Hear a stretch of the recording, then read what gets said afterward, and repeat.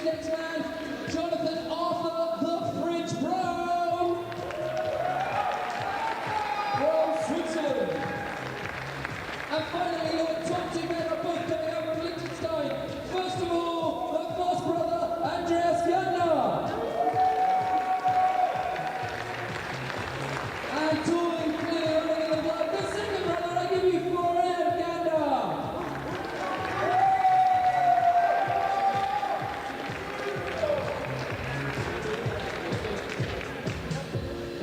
Okay, we are going to turn these athletes around in just a few seconds.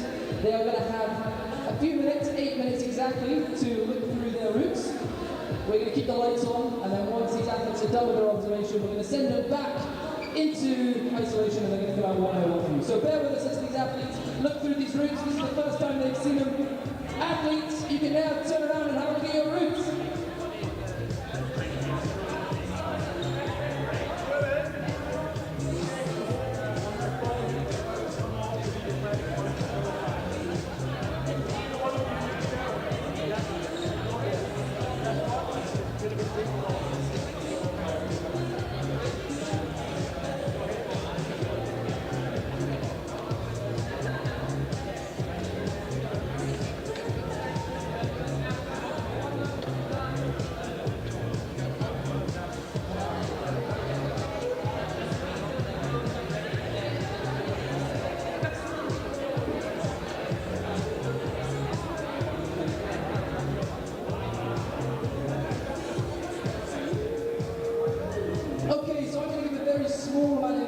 Athletes, not to ruin their on-site, but to just keep them safe and make sure they know. So athletes, I hope you're listening up.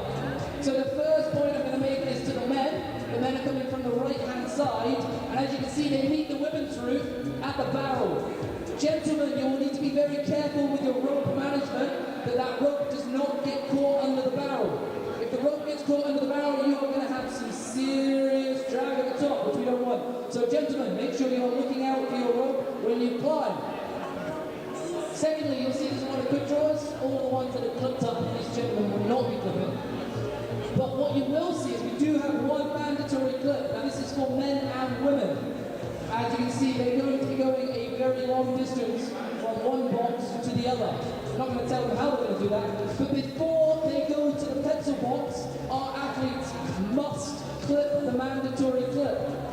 It's very easy to identify. It's got a big blue cross on the wall. Also, a big Y hand. We've extended it and made it in the perfect place so that when these athletes are stood ready to go for this exciting move, they are going to be able to clip that draw before going to the pencil box. If an athlete goes to the pencil box without clipping, they will be disqualified right there.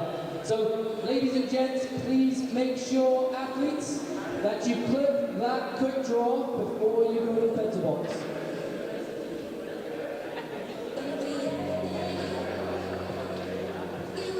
Boys, I just want to say the ICT on the roof is not from, it's from the semi-finals, okay? You know that, but just so you don't try and wander off into some unknown quest.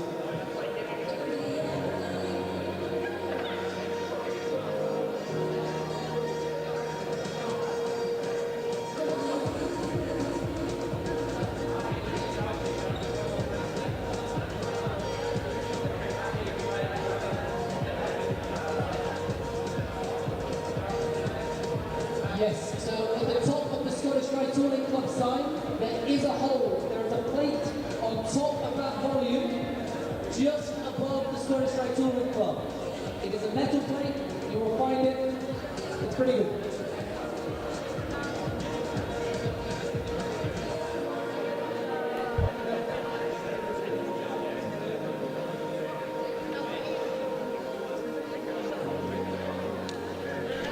Hello and welcome to Sunderland, where we are hosting the UIAA Continental Cup and British Ice Climbing Championships.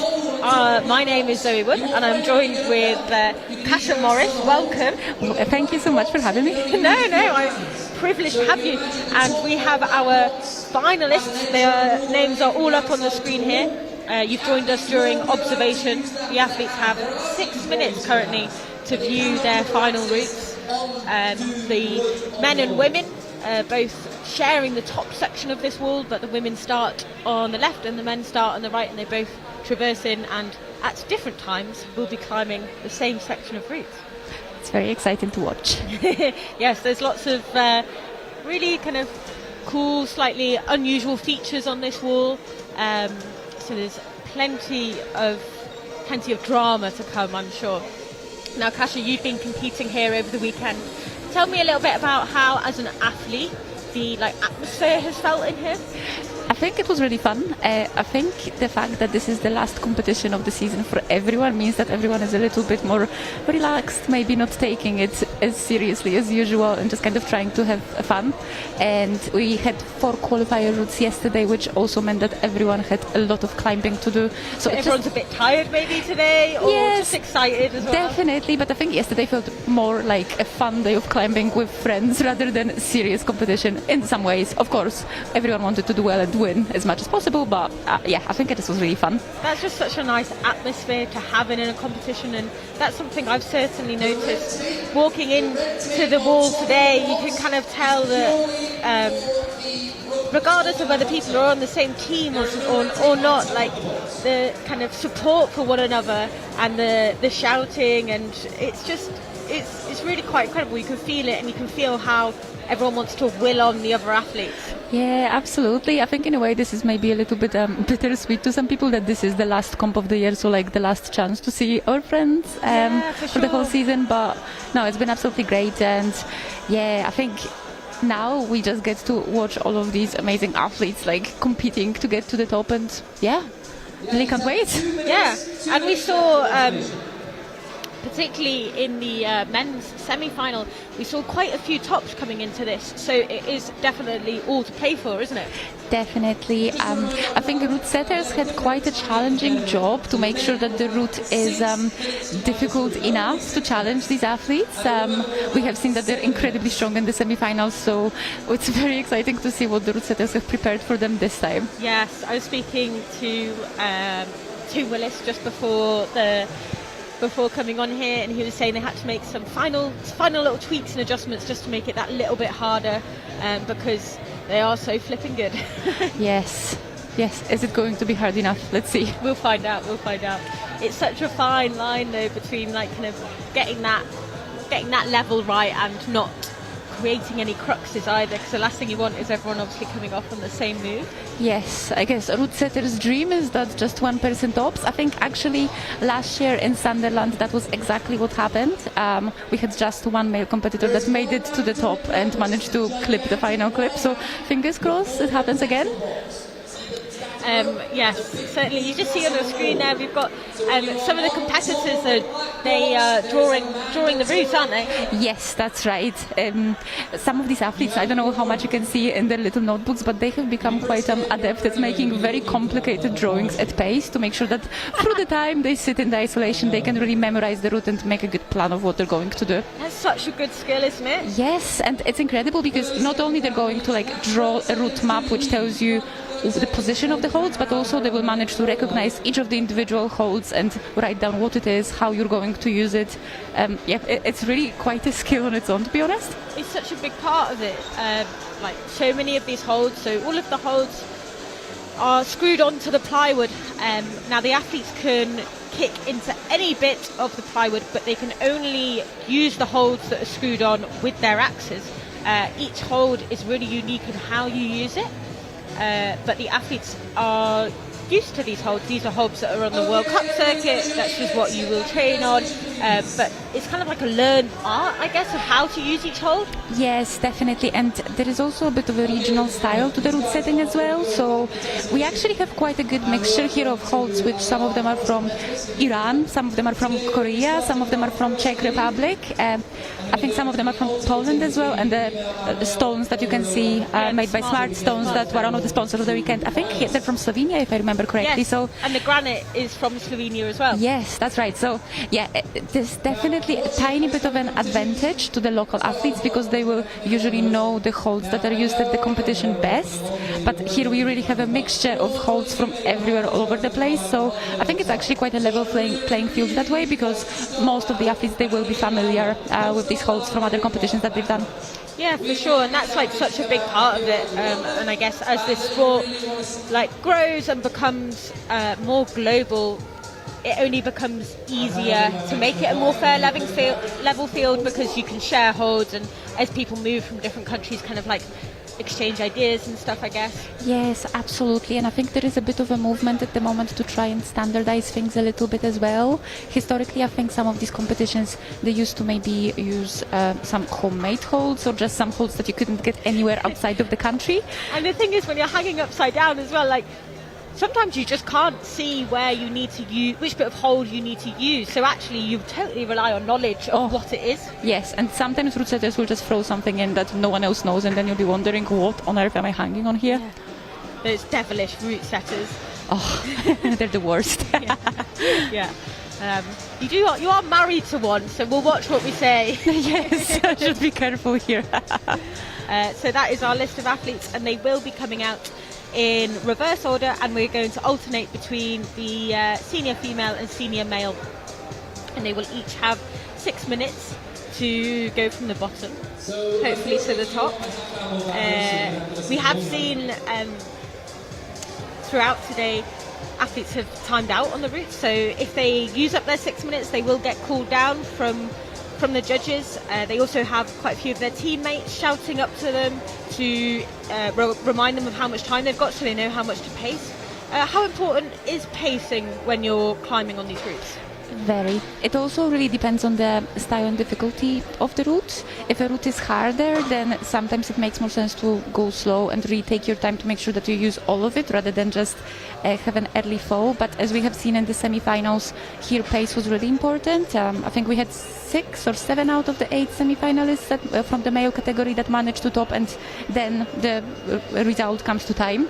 Whoever is fastest to the top wins. So athletes currently in isolation, they will be coming up with their own strategies of how fast they think they need to go versus everyone else, and they will also be discussing it between themselves as well, which is quite nice, because even though obviously you want to like save your strategy for yourself, people tend to be quite open to each other and also help the others, just I guess with the spirit of the best winning, and not by withholding some knowledge that I guess only one person might know. I really like that. That's just a great little insight into the kind of the lovely community that there is here in the ice climbing world. And yeah, as I was saying earlier, you can certainly tell that when you walk through the door and just watching all the athletes kind of hanging out between rounds and stuff. And like you say, it's just like a group of friends sharing a passion and a love for the same sport. Yeah, absolutely.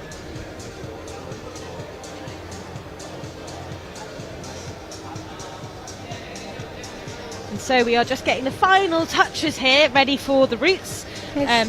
The athletes all have the first 2 draws pre-clipped, so that we have no ground falls, which is always great. So the setters and judges down there are just getting that all sorted. We have our spotlights ready to go.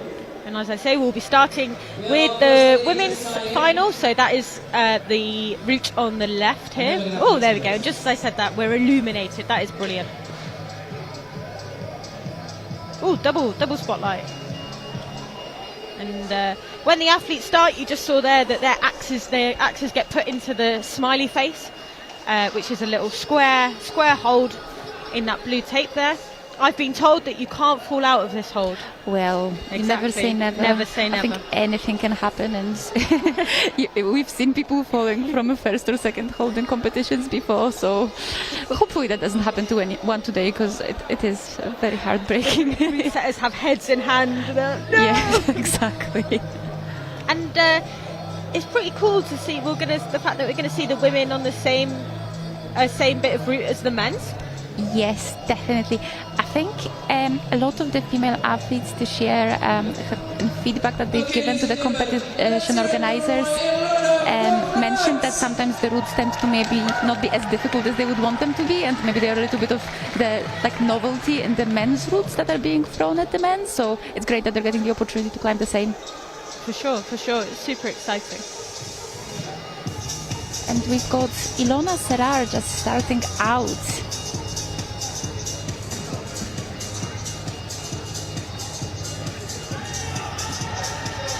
And she's off.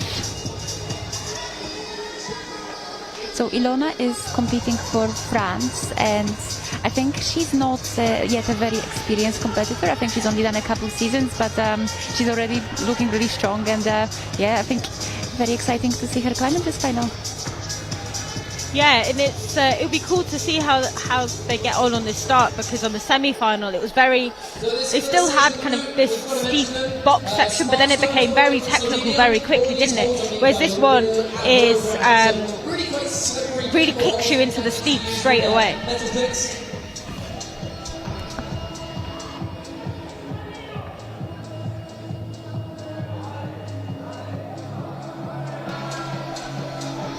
So she is making her way up off the box on these smart stones, taking her time, looking at where she needs to put her axe on these holds.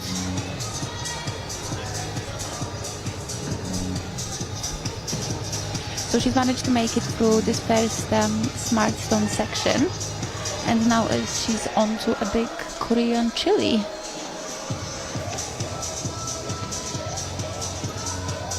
It might not be visible from this angle, but the wall is actually really steep. At this point, I think it's almost 45 degrees. Yeah. Yeah, when you stood underneath it, you really feel like it's towering out over you.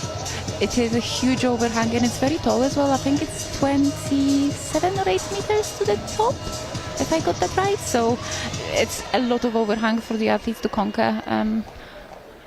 It really gets you pumped. Yes, and of course features like this barrel, for example, they make the angle even steeper, so you're really pretty much on your arms at this point.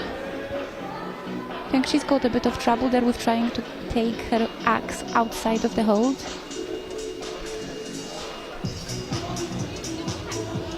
Oh, come on, Ilona. Oh, there she goes, she's made it.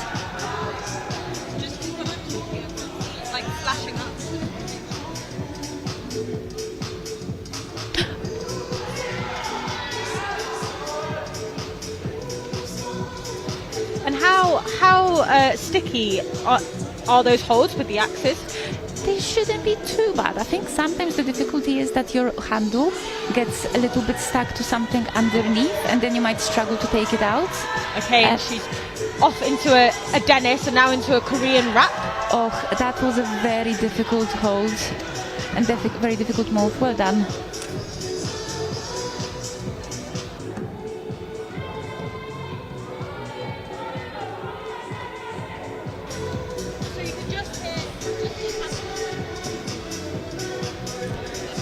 So now she's throwing a thick 4.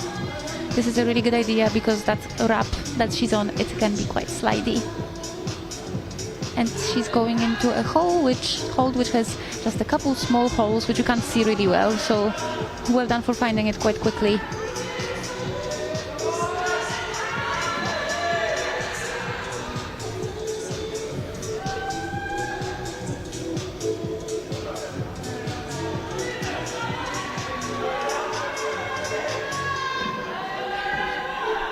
She's making her way past the steepest way of the overhang. So the angle lessens slightly at this point. So if she gets a few more holds, it hopefully will get a little bit easier, or she'll manage to get a bit of a rest. Come on. She's just shaking out. Oh, and she's off. Oh, well done. That was really good. Oh. And hopefully she's happy with the performance there.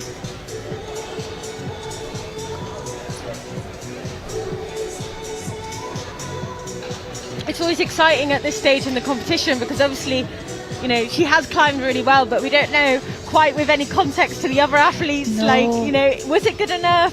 You know, like how hard were these routes? And I often think when you're watching people that are really good at what they do, you can kind of like, you can almost get tricked into a sense that like they make it look so easy, but it really isn't. No, definitely not. And the other athletes, when they climb, they obviously won't know as well where everyone else has got to. So yeah, just have to try their best and hope it's going to be enough.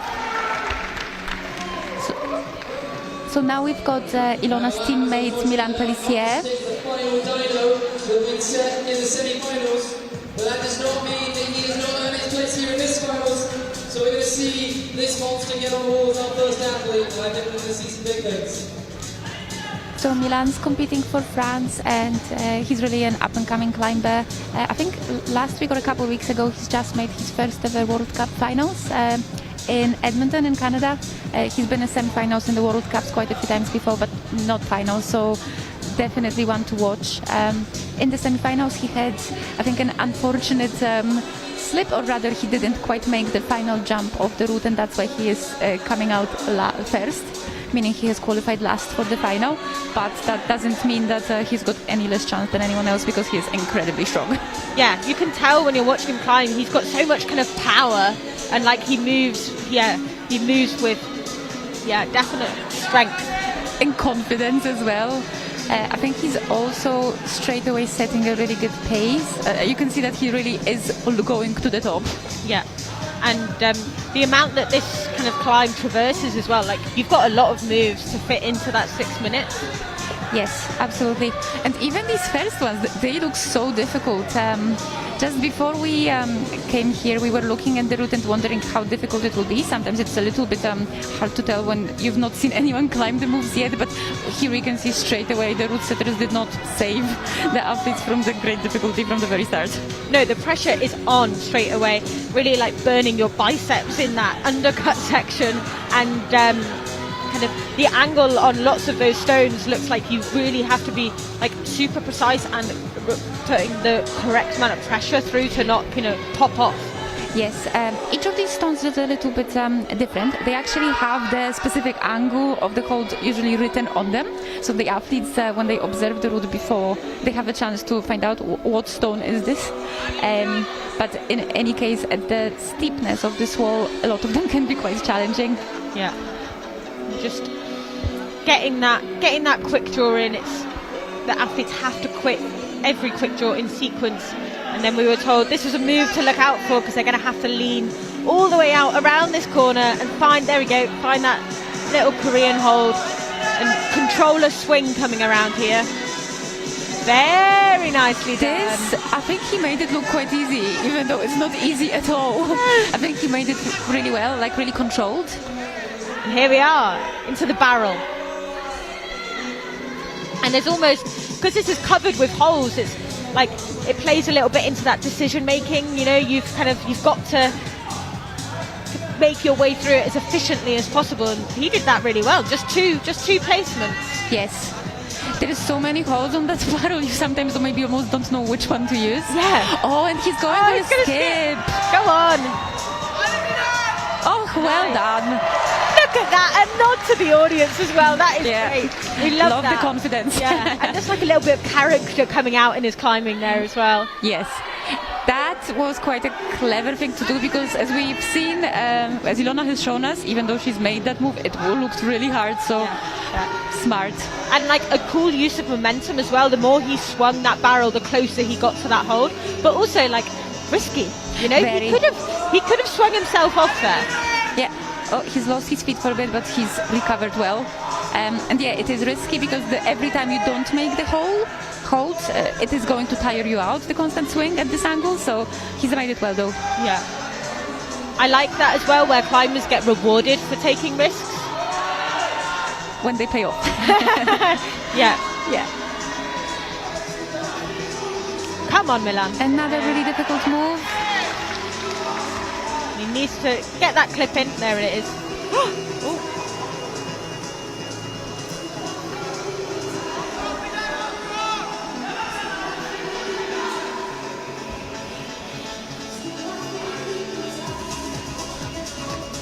And you can stand on any of these volumes with your crampons.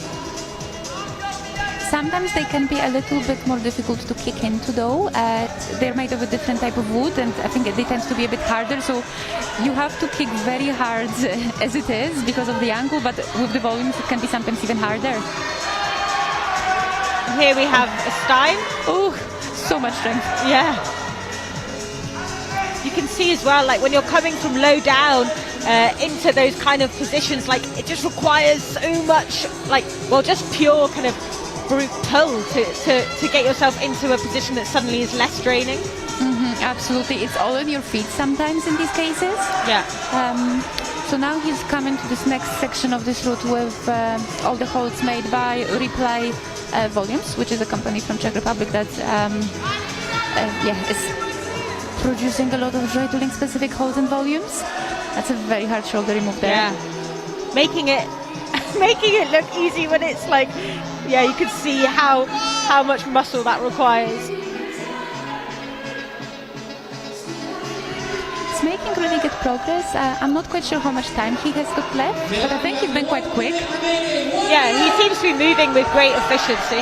So we've just heard he's got 1 minute remaining, so the question is, can he make it to the top? Come on, Milan, let's see it. I want to see what this top section of route's got in store.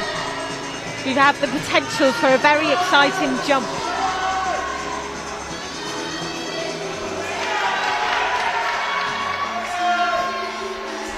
That's a smart tactic as well. Yeah. Oh, well done.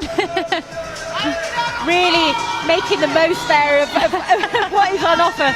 And so now he's basically going to have to try and mount this box and stand on top of it. Got a Dennis there. Come on, Milan. And there's a great cheering going on here in the wall in Sunderland.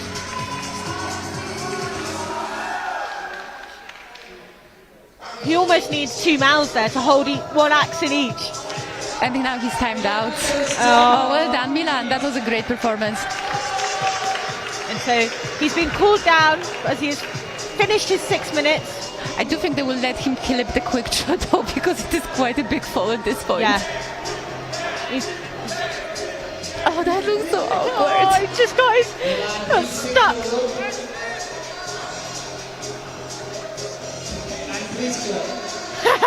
You can just hear the officials in the centre being like, please can you clip that one, Milan, before coming down. And well done, Milan. Certainly.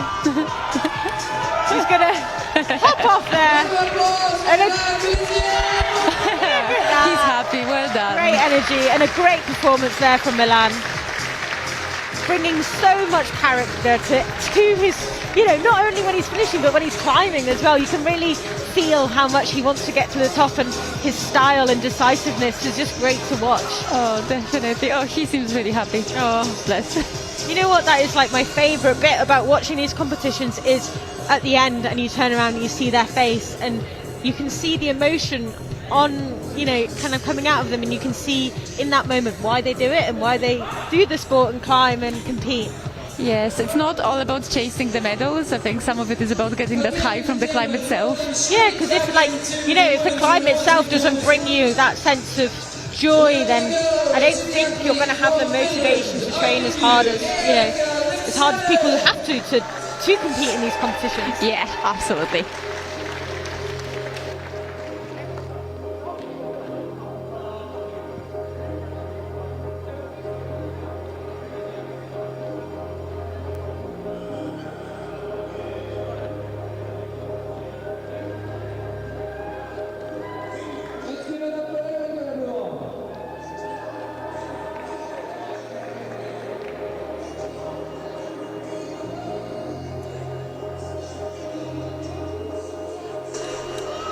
So now we have Eerika Lipsanen from Finland getting ready for her climb.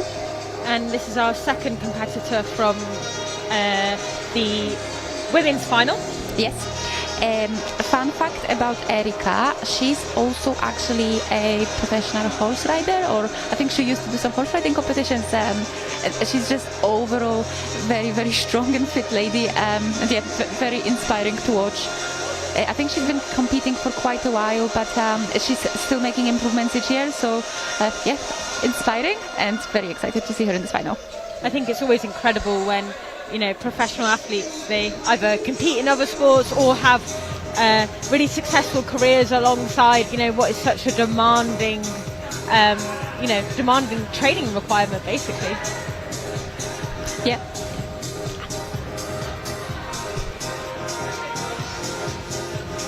So she's making her way past these first smart stones. It can be a little bit precise to try and find them, but she's found a good wrap on that. Oh, she's not quite happy with it. So she's chosen to take that straight on.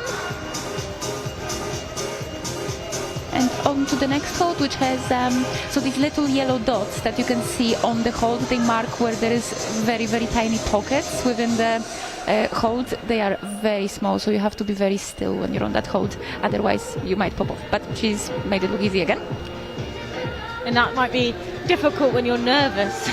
Oh, absolutely. Shaky hands and you're like trying to be super precise. I was just actually talking earlier to someone, one of the other athletes, who said he thinks it's a really good idea to train with bells attached to your axes so that you can hear whenever you make these really small movements that you want to avoid. I might try to employ that in my training next year. What a good idea. I love that. And you can also make some nice music whilst you're training.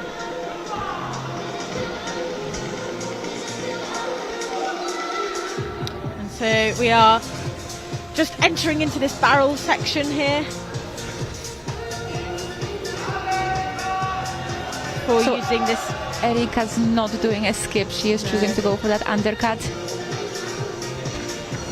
Oh, can she recover? Come on, Eerika. What a save. It's incredible how much I feel like I'm watching people basically fall off and then they just manage to claw it back. Yes, she did incredibly well to recover there. It's so steep, so once you lose your feet, it can be so hard to get them back on. It requires so much core strength to be able to kick your feet really hard into the wall at this angle.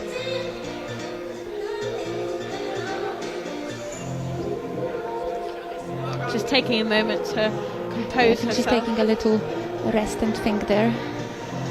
See if she can pull herself closer into the undercut.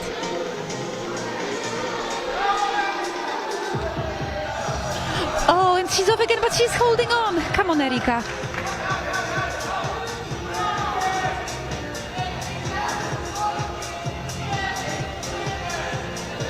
Oh, the crowd is really behind her. I think everyone really wants her to make this move.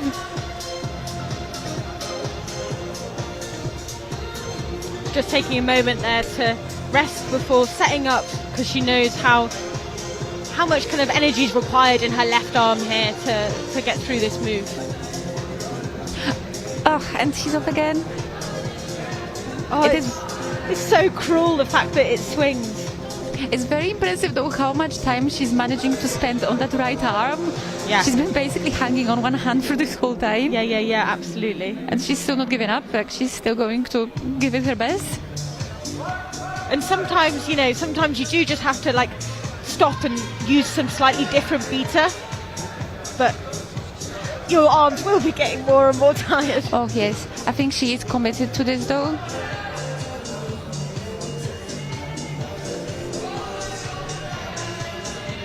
Come on, Eerika. Come on. Come on. The Finnish team here have all put in such good performances. We've seen quite a few come over. Come on, Eerika. Oh, and she's hanging again. So tired. She looks a bit tired, but one arm looking. She's still trying. Looking right into the eyes of the crowd. Come on, Eerika.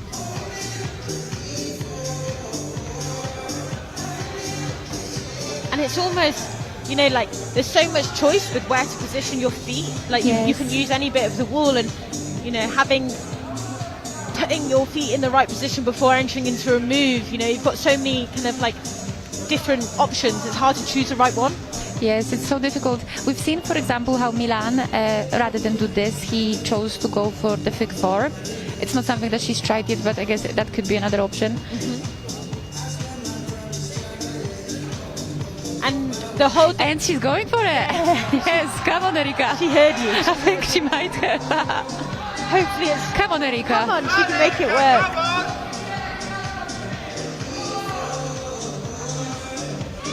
She's in it. Oh. And they're quite shallow, these holds, aren't they? They're called Dennis holds. It's just a small metal edge, so you really need to push up the way to be able to hold on to that. And I think that's one disadvantage of the figure four, that only one of your legs is on the wall and you can't quite push as hard up the way. So even though it makes it easier to reach the undercut, as we have seen, then she might struggle to stand up into it. I feel like she's been here for so long already, her arms must be absolutely burning. Oh, there we go. And we've just been told that she's got 1 minute left. It is really incredibly impressive. How long has she been holding on? Come on, Eerika. Same position, which is a really tough one.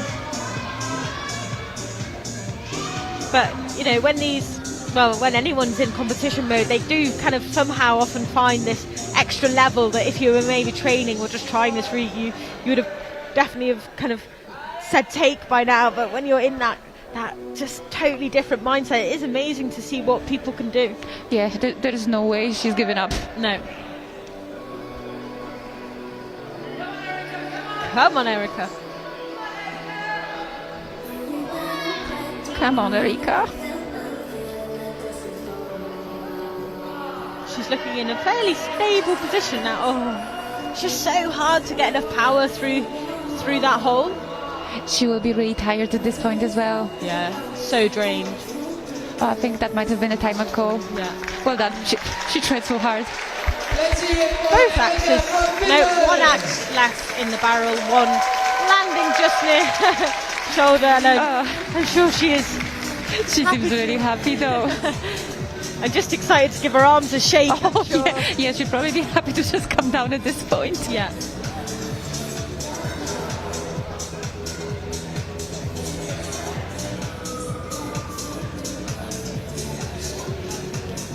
A great display there from Eerika.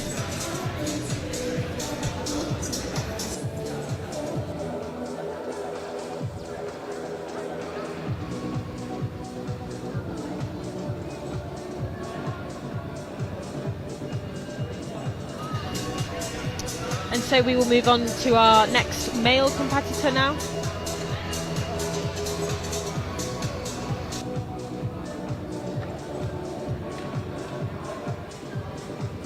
Okay, ladies and gentlemen, our next man from France, Pierre Keller. And we have our next male competitor, Pierre. Yes, he's from France as well. The French team, they've had a really strong showing here this year.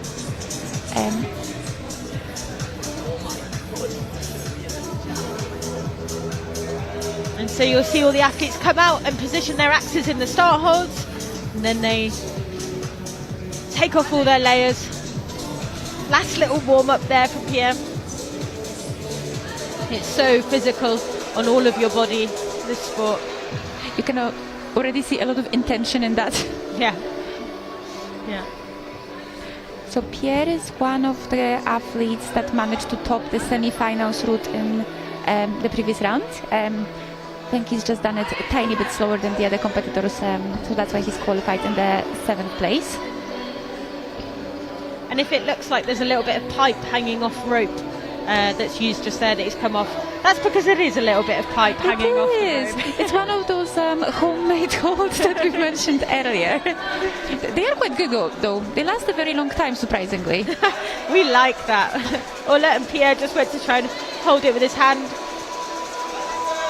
You could use your axe or your hand for any of these holds or volumes. Well, only volumes with your hands. You can't put your axe into the volumes. Yes, there is a slight difference though, in that if you are only touching the axes with, the holds with your hands rather than with your axes, you don't get points for that. You sometimes see athletes that are at the same time very strong rock climbers or boulderers using their hands on holds quite a lot. But that comes with a risk, because if you do fall off, then you might have not got a point for that hold, which otherwise you would have if you were using it with an axe. So he's making his way through this first smart stone section. I think he's a little bit slower than Milan was at this point. Yeah, Milan was like climbing with such a good pace, and like really you could see like his feet were just like, he'd move his hands and it'd be like really good pace with his feet. Yes, he has almost passed it though. Now we can see what he does of this quite tricky swing move around the corner, which I think again Milan has made it look quite easy, but let's see, can he do it? And we can see that hold nicely, but it will be very blind. You can see him there just like looking for it and actually looking a little bit too high as well. Yes, he was trying to reach with his hand to find where it is. Oh gosh, he can't actually see it. Oh, he's looking in the wrong place. So I think when you're observing, he'll be looking for that corner of the tape, because I'm sure he'll have noted that the hold is in the corner, but he was actually looking in the wrong corner. Yes, it's very easy to get confused because it's so blind, but he's thankfully found it and he's held that swing really well. There's nothing worse than someone hasn't spotted, like, beats or where the holds are, and as the audience, what a save! How strong is that? Just so casually hanging off one arm. And straight into a lock as well, no hanging around. Yeah, not even bothered. But yeah, it can also be heartbreaking to watch sometimes, because the audience, they are not allowed to shout any beta to the competitors, because otherwise competitors would get disqualified. So you can be watching your teammate completely missing a hold and yet you can say nothing. It's it can really be quite heartbreaking. Yeah, everything in you just wants to tell them, like, it's over there.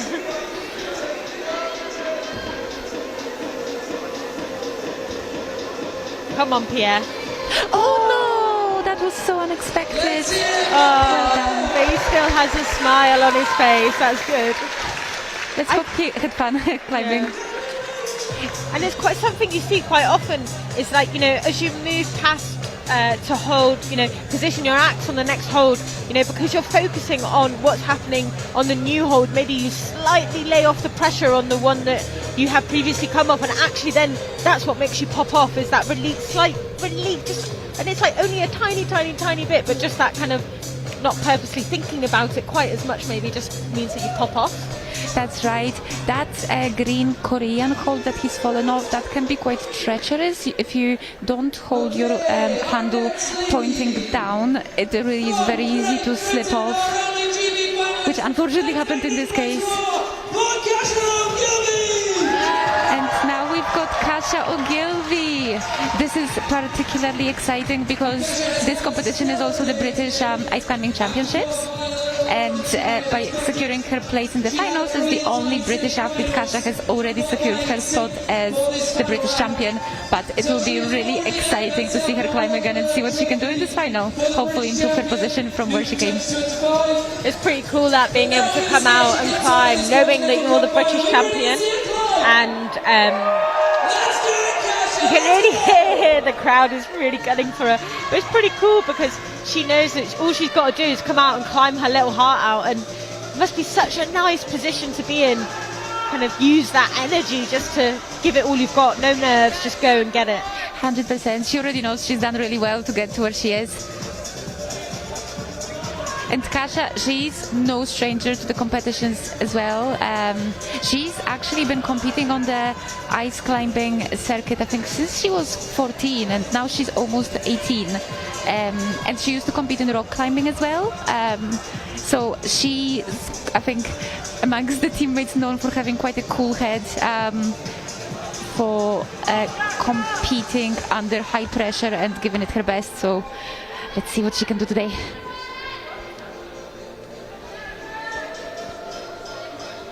I'm sure Kasha is another Scottish dry tooling club training kind of integral part of that scene. That's right, she's a regular in our local training facility, the club. The room. The toolbox. The toolbox, that's it. Where all the magic happens. Come on, Kasha. So she's found one of those little holes on the smart stone, and she'll be moving on to the tennis hold next. Just having a little rest first.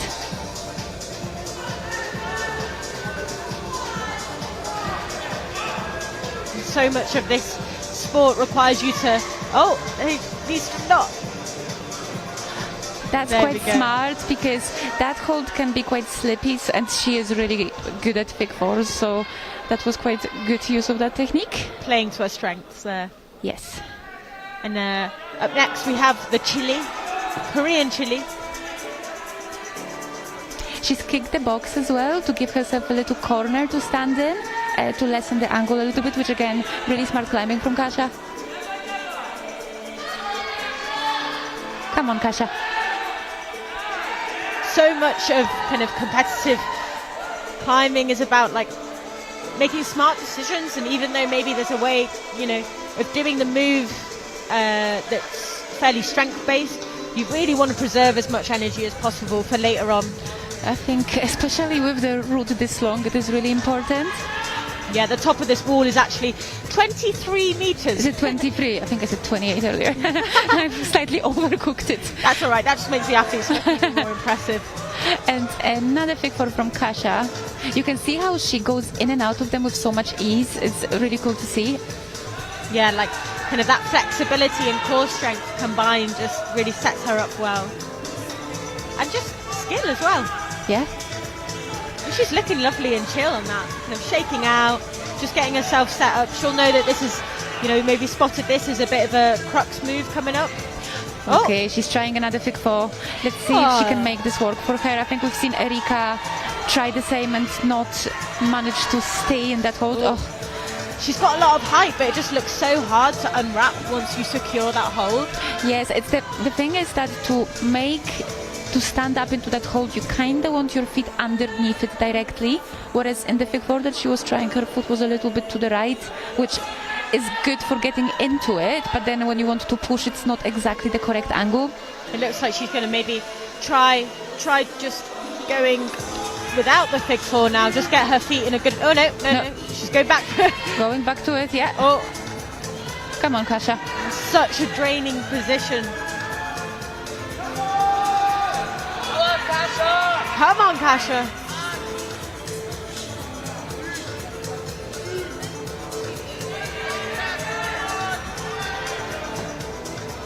She's just going to take a little moment and think about it. Come on, Kasha. Again, just shaking out there.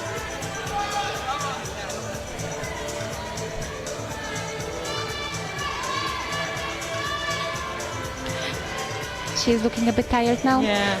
So by getting into this position and getting this hold, she is currently sitting ahead of Eerika, as they've achieved the same score, but it would go back to count back. But she has not obviously reached Ilona's high point yet. So let's see. Can she get past these little cracks? I feel like Iona just moved through this section so quickly that I didn't even, you kind of don't even realise how impressive it is. It's such a difficult move. I think Ilona's done so well to get past it. I think that's actually one of the things about using the same routes for men and women, that I think it is comparatively much more... now we have Kasha trying to go for the skip. It was really smart of her to try that. Like, that bit of work for Milan, it could have worked for her. And maybe it would have worked if she just tried it like a little bit sooner with a tiny bit more like energy in those arms. Yes, exactly. But she has tried her best, and she's got a big smile on her face, so that's the main thing. That is good to see.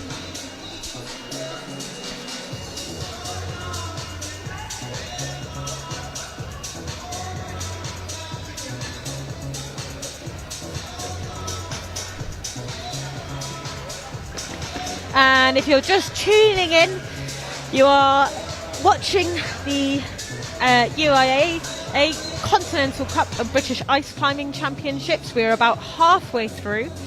We are alternating the senior men and women. And there's a great atmosphere here in Sunderland. Everyone is cheering on our athletes. And we have our next male athlete out on this men's final route. So it's Basile Fetet from France, third male competitor from France in a row. They have done really well in this competition, the French team.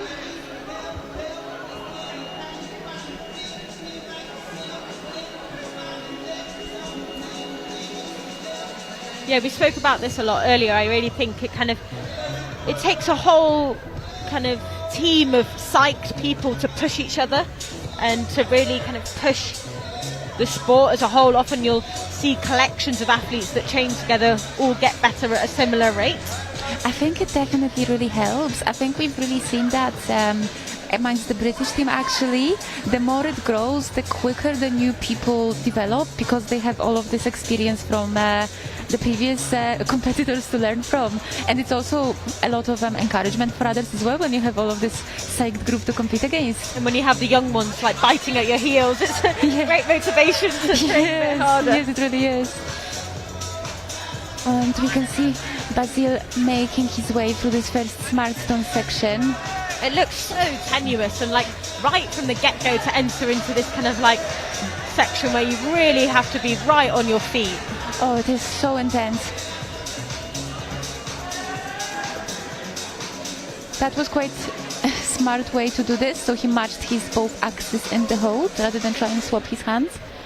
To get a bit closer to the next. If you've got enough, it's choosing, isn't it, to whether you've got enough space on the hold to match your axes or whether it's safer just to go with hands. Yes, sometimes it can be a bit risky to try and swap your hands around the axe because then you can change this position a little bit and that may be enough to make you fall off. So it looks like he has found a good bit on that hold. And he is making his way up to reach the next. It's another really strenuous position. It's really very powerful from the start. This man's final. It's relentless the start of this. It looks like that current smart stone that he's on, I think it has a bit of a hole in it, so at least I think it's not quite as strenuous position to hold as some of the previous ones. Yes, he's having a little shake. And sometimes, you know, on like some of the qualifiers, maybe there's a bit more easier climbing to ease the athletes into it, but on these routes, nope, they're just hard from the get-go. Straight into it. I think they like it though. The organizers actually, they did a bit of a poll, I think, when they asked the athletes about their preferences for the style of the final, whether it would be more preferable to have a really hard route that maybe no one will top versus a really, a relatively easier route that everyone has to race to the top on to win. And I think most of the athletes actually said they prefer the hard route, so they like to be challenged. Oh, just taking that swing there, Basile, but he manages to save it. Yeah, he's lost his feet for a moment, but he's recovered that really well. I mean, sometimes when you're coming around in like angle change like that, like you just are going to lose your feet, and it's about being confident when you do that. That's okay, and that's part of the sequence. Yes, it's a lot in the core strength to be able to then get your feet back. Oh, look, how strong is that? He looks almost relaxed on that arm. Yeah. I guess it's so much better to like not panic in that situation and just kind of be like, okay, well, I slipped, but I can deal with that. I can come back from that. Yeah, I think you also have to have really strong shoulders. Oh, he's done that really well. You'll see that his left foot was actually directly underneath the undercut, and I think that's what you really need to be able to stand up into it. Yeah, the more pressure that you have going through these holds, the less likely you are to slip. So it's really important that you can kind of like set your feet up to be in the best position to do that. Yeah. And he's kind of picking up the pace a little bit now. He is. It looks like he's really found his groove. And it seems he's just passed his teammate Pierre. So now he's currently sitting in the second place behind Milan. Oh, and he's like tried to match there, but that was a great example of where maybe there isn't quite enough space, so he's matching his hands on his axe instead. No, I think that hold he was on is quite blind, so you can't see the little holes on the other side of it where your pick is, which makes it quite difficult to move yourself around the hold. And Basile there just kind of really displaying how strong you need to be, because these holds, you can't quite tell, but they're really far apart. Like that move is wide. It is massive. Yeah. Although it can be quite surprising actually how much extra reach the ice axes give you. Yes. Especially if you're moving off an undercut move, like quite a few of these, you can get a really big span between your ice axes. Oh, loads of force there as he kicks into the wall. And he's made it into the first of the replay volumes. And we've got this really strong shoulder move coming up.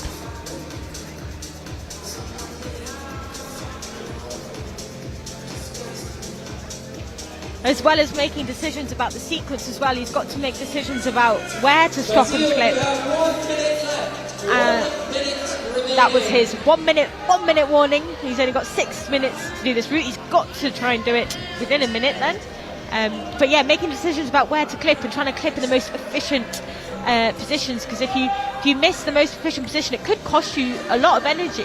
Yes, because then you might need to swap your hands around, which is really time consuming. And fiddly. Yes. So let's see if he can get past Milan's high point. So Milan was 2 holds up the box. I think he was on the sign. Yeah.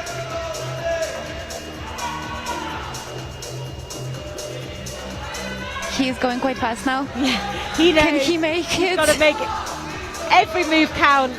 Desperately trying to get up to the top of this barrel, but it's so tricky when the whole thing is moving around. Come on. Oh, and he's off. He's off and his axe is still up there. Well done. And he's smiling. He looks a little bit tired, but he's still smiling.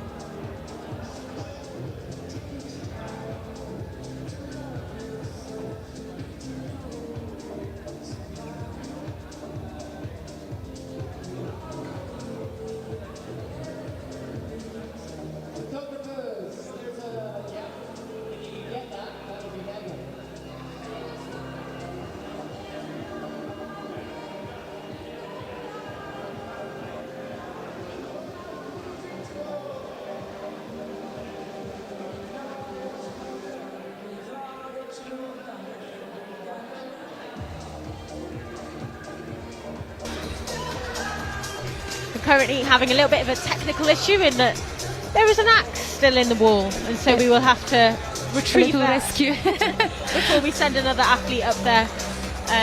It's one of the joys of this sport is that there's big spiky metal things flying through the air. I think the route setters are already in the cherry picker though to collect it, which makes it quite easy for them. Rather than sending someone climbing up there on a rope. It does happen in competitions that the route setters have to go up and down. Yeah, I can imagine. There with us, ladies and gentlemen, as we do a little bit of axe. We also have, you can see, or you could see in the corner of your screen the edge of a net, and there's this big net that covers all of the audience and the rest of the people in the building, so hopefully if an axe does come flying out of the sky, no one is harmed in the process. It's surprising though how far these things can bounce if it hits the floor. Yeah, the rubber crumb which lines the floor, when you drop anything with quite a lot of momentum, it really does get a lot of height when it bounces back, and who knows which kind of direction it will go in. Yeah. It makes the belayer's job quite scary actually. Yeah, and especially if they fall off low down, when they're coming at you with big spikes on your feet. That's actually very true. I have seen a few cases where the belayer got a little bit hit by the crampons and left a nasty mark on their shoulders, so it's really fair play to the belayers who are volunteering their time for this event, despite this great risk. Putting themselves in danger. Yeah.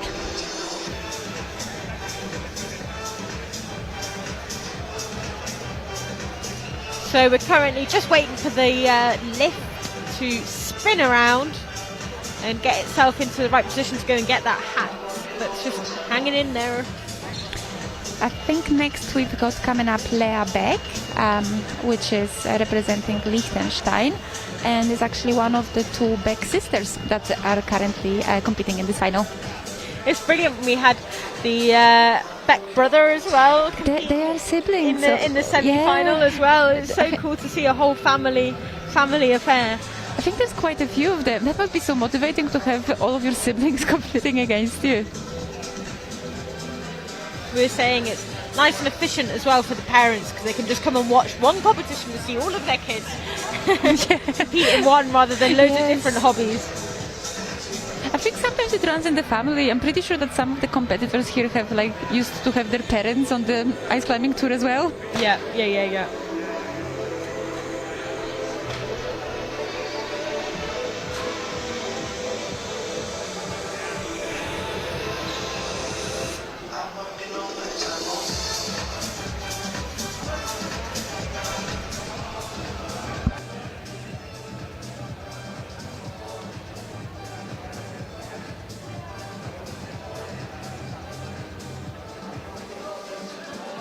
So currently for the male competitors we have Milan Pellissier, I don't know if I'm saying that right, from France, sitting in first position. We have I think Basile Fetet, even though the results haven't updated yet, he's going to be in the second. Yeah. And then we have Pierre, I'm going to massacre his surname if I try to say it. No, Pierre Keller, it's not bad. Sitting in third. So, at the moment, full French podium. Let's see if that changes. And to continue the French theme, we currently have first place position in the women's with Ilona Serrar, Serrar, I think. Sitting in first position, followed by Great Britain's Kasha Ogilvie. Thank you very much for your British surnames can be tricky as well. Yeah, and Eerika Lipsanen. That's right. A Finnish climber.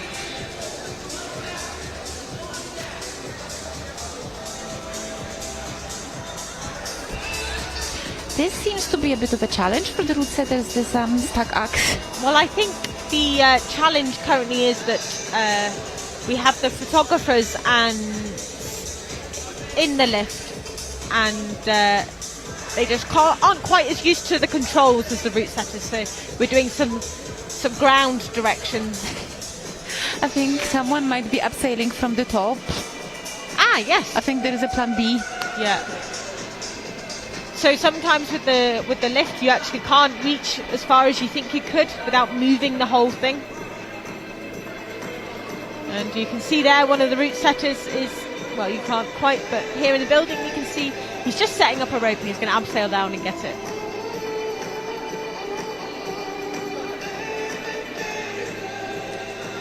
Luckily he's got access to the top. Yeah, saved him a bit of climbing to do. Yeah. Just 23 meters. He's going to do a retrieval of this ice axe for us, and then we're going to crack on with the action. So just bear with us another couple of minutes, ladies and gentlemen, and we will get back to climbing soon.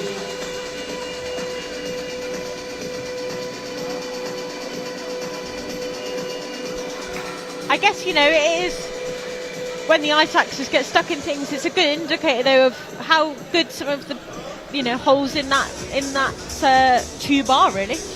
Yeah, it's just a big hole, and at this angle, yeah, the axe is not going to fall out of it on its own. Sometimes you see people trying to get axes with big sticks from the floor, which is always quite entertaining to watch. And there you go, you just see one of the route setters there, Gav Simmons, just positioning himself. I'm sure he feels the pressure of everyone watching him. You're live, Gav, you're live on TV abseiling. The spotlight is still following him. Do it right.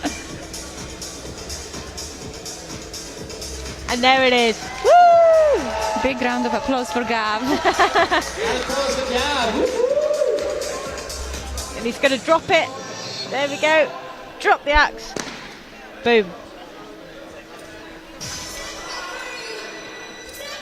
And now he's just going to have to climb up that rope, get out of the way, and then we can get this competition underway.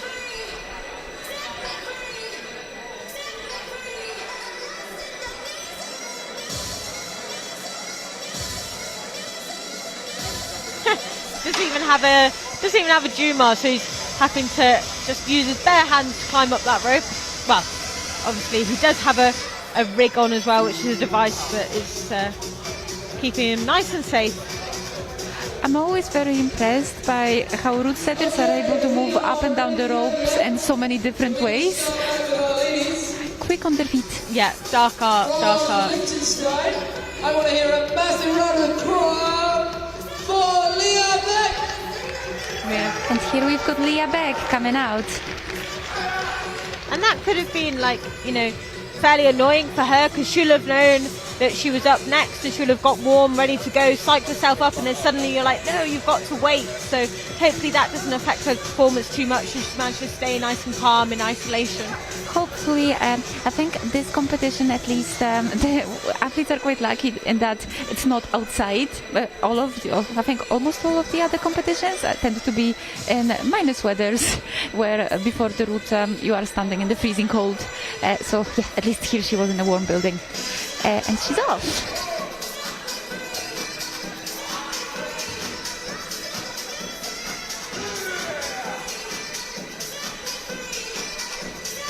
Underway on this smart stone section, and just crossing over there, so you can't use anything outside of the red tape. You can only use you can kind of touch it by accident, but you can't use anything outside of the bounds of that red tape. And it's the same for the top of that box as well.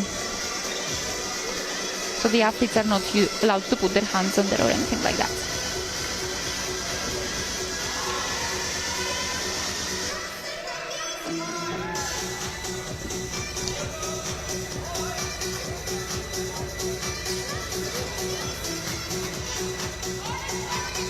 So Lea's made through this section quite confidently. I think she's no stranger to the finals. I think she is quite consistent in making World Cup semi-finals, European Cup finals. So yeah, hopefully the pressure is not getting to her. Yeah, she's currently moving with a really nice, slow, kind of not super fast, so she'll know that this route's going to be hard. So maybe she's just prioritizing kind of moving efficiently, not wasting any energy, and just moving at a nice kind of secure pace. Yeah, so far it looks like she's executed it all very well.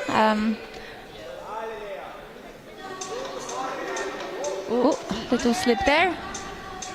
It is so hard to keep the feet in at this angle. Yeah. Luckily the slip though was with two arms on, so at least she was kind of able to control it quite well. Yeah, not shock loading, just one of the shoulders. So let's see how she goes past these little cracks. Come on. I think she's just taking a minute to think about what her plan is. Come on, Lea. Seen this move be quite a crux for a few of the athletes so far, so it'll be interesting to see what her approach is. Nice, come on. We know that the fixed ball method maybe it's harder to execute. Yeah, I think she's going for the feet on beta for now. She's not finding the hole so far. So tricky, because just as you get close enough to put your pick in, the whole thing swings and you come away from it again.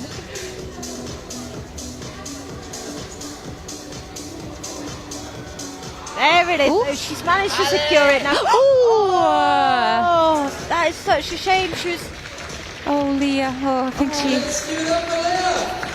she wasn't expecting to finish her goal so early. And she was on her way to move her feet as well. She was so close.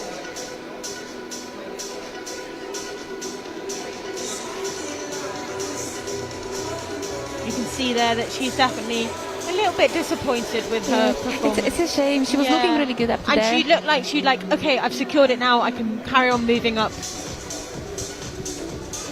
I think that particular hold, she was trying to kind of stein it, which means to rest the end of the axe on the wall where it kind of jams itself. But I think that hold is so small, it might not necessarily always hold that position.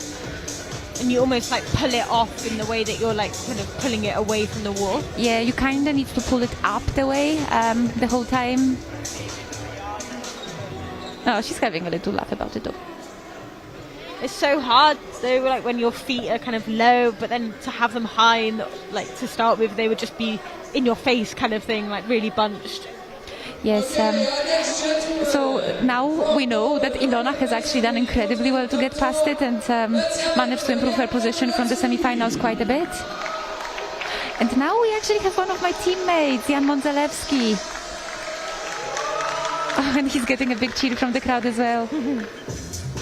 it's funny, I spoke to him earlier and I was like, oh, well done on your route, you did really well. And he was just kind of like, basically like, yeah, I did okay. I was like, come on, give me some more, you did really well. And he seemed not quite happy with himself. Oh, that's just Jan. I think he's just quite a serious man. Yeah.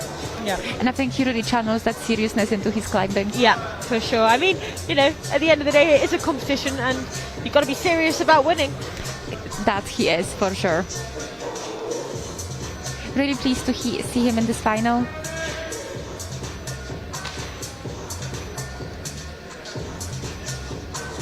Jan has come on loads this season as well. In Edmonton World Cup a couple of weeks ago, he's actually made his first ever semi-finals. So he definitely has made a lot of progress, and he climbed so strong today as well. And I think that's really impressive, because I think a lot of the athletes, as the season goes by, it is really difficult to stay on form because all of the traveling, you can't train as consistently. And I think he's actually managed to make some great improvements for the season. So that's really great to see. And yeah, let's just hope he can pull it out the bag for this final. Come on, Jan.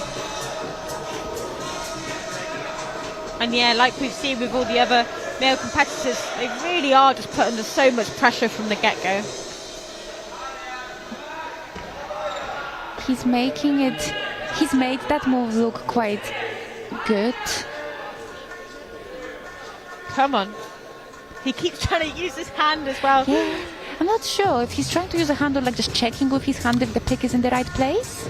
Okay, so feeling for where the best, because lots of these holds have very specific points at which it is best to use them. And again, the same again. Oh no, he's just using his hand there. That's clever, just like to gain a tiny bit more height. Just to build his feet up a bit. He's conquered that whole section quite smoothly. Yes, yeah, we know that it can be pretty draining.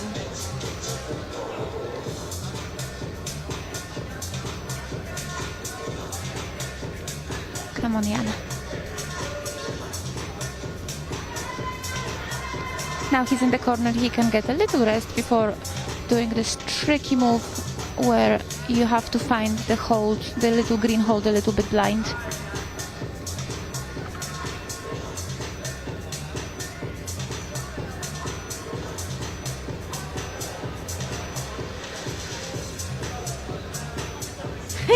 He really wants to hold on with his hands. He really does. I think it just shows that he doesn't really trust them. Yeah. I mean, it's a good tactic there to use your hand because you can't see it, so it's a lot easier to feel. Yes, that's right. And he found that hold straight away. And holding that swing, lovely move. Not there. Too much of losing his feet. Yep.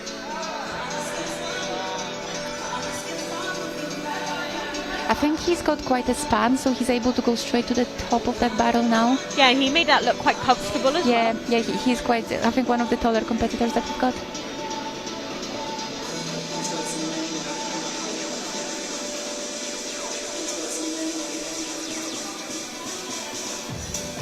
So tricky as well when the thing that you're kind of trying to hold on to and create a stable base moves. Yes, it looks like he's having a little think about it as well, like not quite sure what is the best way to tackle this. But again, he makes it. And well done. So much height when he got there, like he really built up his feet. Yeah. I think it's one of those really powerful moves where actually you can see a little bit of a difference between men and women in like the sheer power that they are able to generate for their legs. And also the height, that plays a big role in that as well. And he's just making the most of being low underneath that hold. He knows that as soon as he starts kind of like moving up above it, that this hold will become a lot more insecure. Yeah, I think he's setting up for a pick four. That's smart. So now he just needs to find one of the little holes, and he's made it. Very good. And that kind of hold often has like multiple holes within it. Yes, but you can they're not all the way through, so you can't see them from where you're facing. And he's gone. He didn't quite make it the first time and couldn't hold the swing on the way back. He looked like he had a little bit more to give in that position. Definitely. But he still climbed so well. That's such a shame. So I think he'll be sitting in 3rd place after that, beating Pierre, but after Milan and Basile.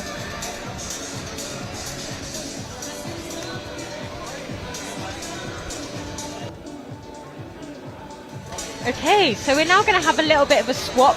We're going to welcome Tabitha into the commentary booth instead. But thank you so much, and all of your insights were absolutely brilliant. Oh, not a problem. Thank you so much for having me. It's been a pleasure. And I look forward to seeing you in many more British Championships to come. Let's hope. See you soon. See you. Next up, from the Netherlands, let's make some noise for Annick Teepe.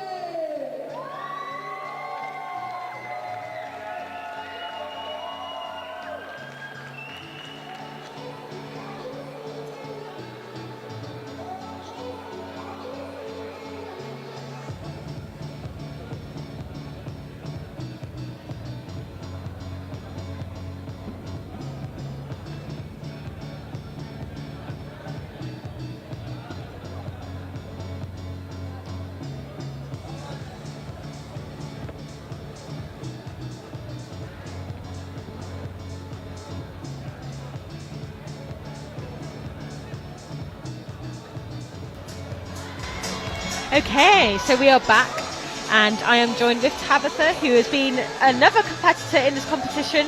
Welcome. Hi, thank you so much. Yeah, I'm buzzing to be here, so just loving the atmosphere here today. The atmosphere is brilliant, isn't it? And it's really leveled up for the finals as well. It's really nice kind of to see the support for this ever-growing sport. Yeah, especially here. I mean, when you look at kind of how big the Scottish Dry Tooling Club is, and knowing that this is in the UK, it really helps knowing that we've got like our home country behind us as well. So super busy today here at the Sunderland Wall. So we have Annick here, who is our 5th competitor out, and the athletes are all out in reverse order, and she is our 5th climber out of 8. yeah, Annick is so strong. I mean, she's just unbelievable. She's made such like a explosion onto the scene, making multiple semi-finals and finals in Continental Cups and World Cups, which is amazing. Good save there. Yeah, just a little slip. It's so great to see. You know how professional all these athletes are because of how fast they can recover from all these little slips that they have sometimes. Yeah, because they're kind of inevitable, right? So you've got to just, not let it throw you off physically, but also mentally, because sometimes you can be like, oh God, but you've got to really just adapt and just continue. 100%. You can never see them coming, especially those little foot slips. She's coming up on this barrel, and she's got here so quickly as well. Yeah. She's got a really good pace. I think she's going to know that this is the hard move here. Oh, it's so hard. We know that you need to have your feet really built up so that you've got the height and the pressure to apply when you get into the position. I did see that Milan skipped this and went right up to that wrap on the volume, but it's looking like she's going for the more straightforward approach. No one yet has been able to kind of make it work whilst unwrapping from a fig four, but maybe we're going to see it right now. Come on, Annick. And we also know that the longer you kind of swing here, the more pumped and harder it is on that right arm. 100%. Here she goes again. Not quite getting enough reach up with that other axe. I think when some athletes do this quite a few times, they kind of maybe opt more for the swing up, but sometimes it's too late and they've just realised too late. But also using a swing, it's good to get you there, but actually as soon as you get there, it does bring you away from it. Oh, she's so close to making this work. Come on, Annick. Come on, Annick. Oh my God. The crowd is behind her. That is brilliant. This is kind of where some of the athletes' axes have popped out. Oh my God. Oh.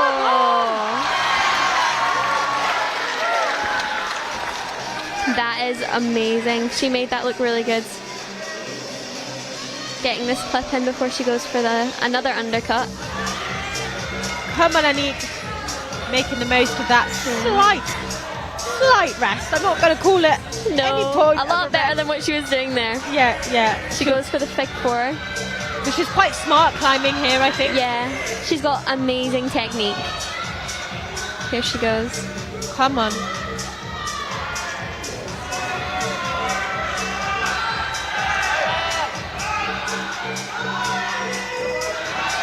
Wow.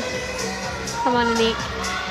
She's gonna have to go for this monster move up to this little plate on the volume. Yeah. Which we've seen quite a few people struggle with, but let's hope she has no trouble with it.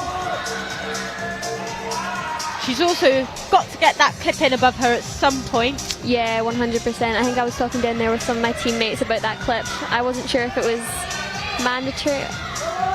There she goes. Oh, come on, Annick.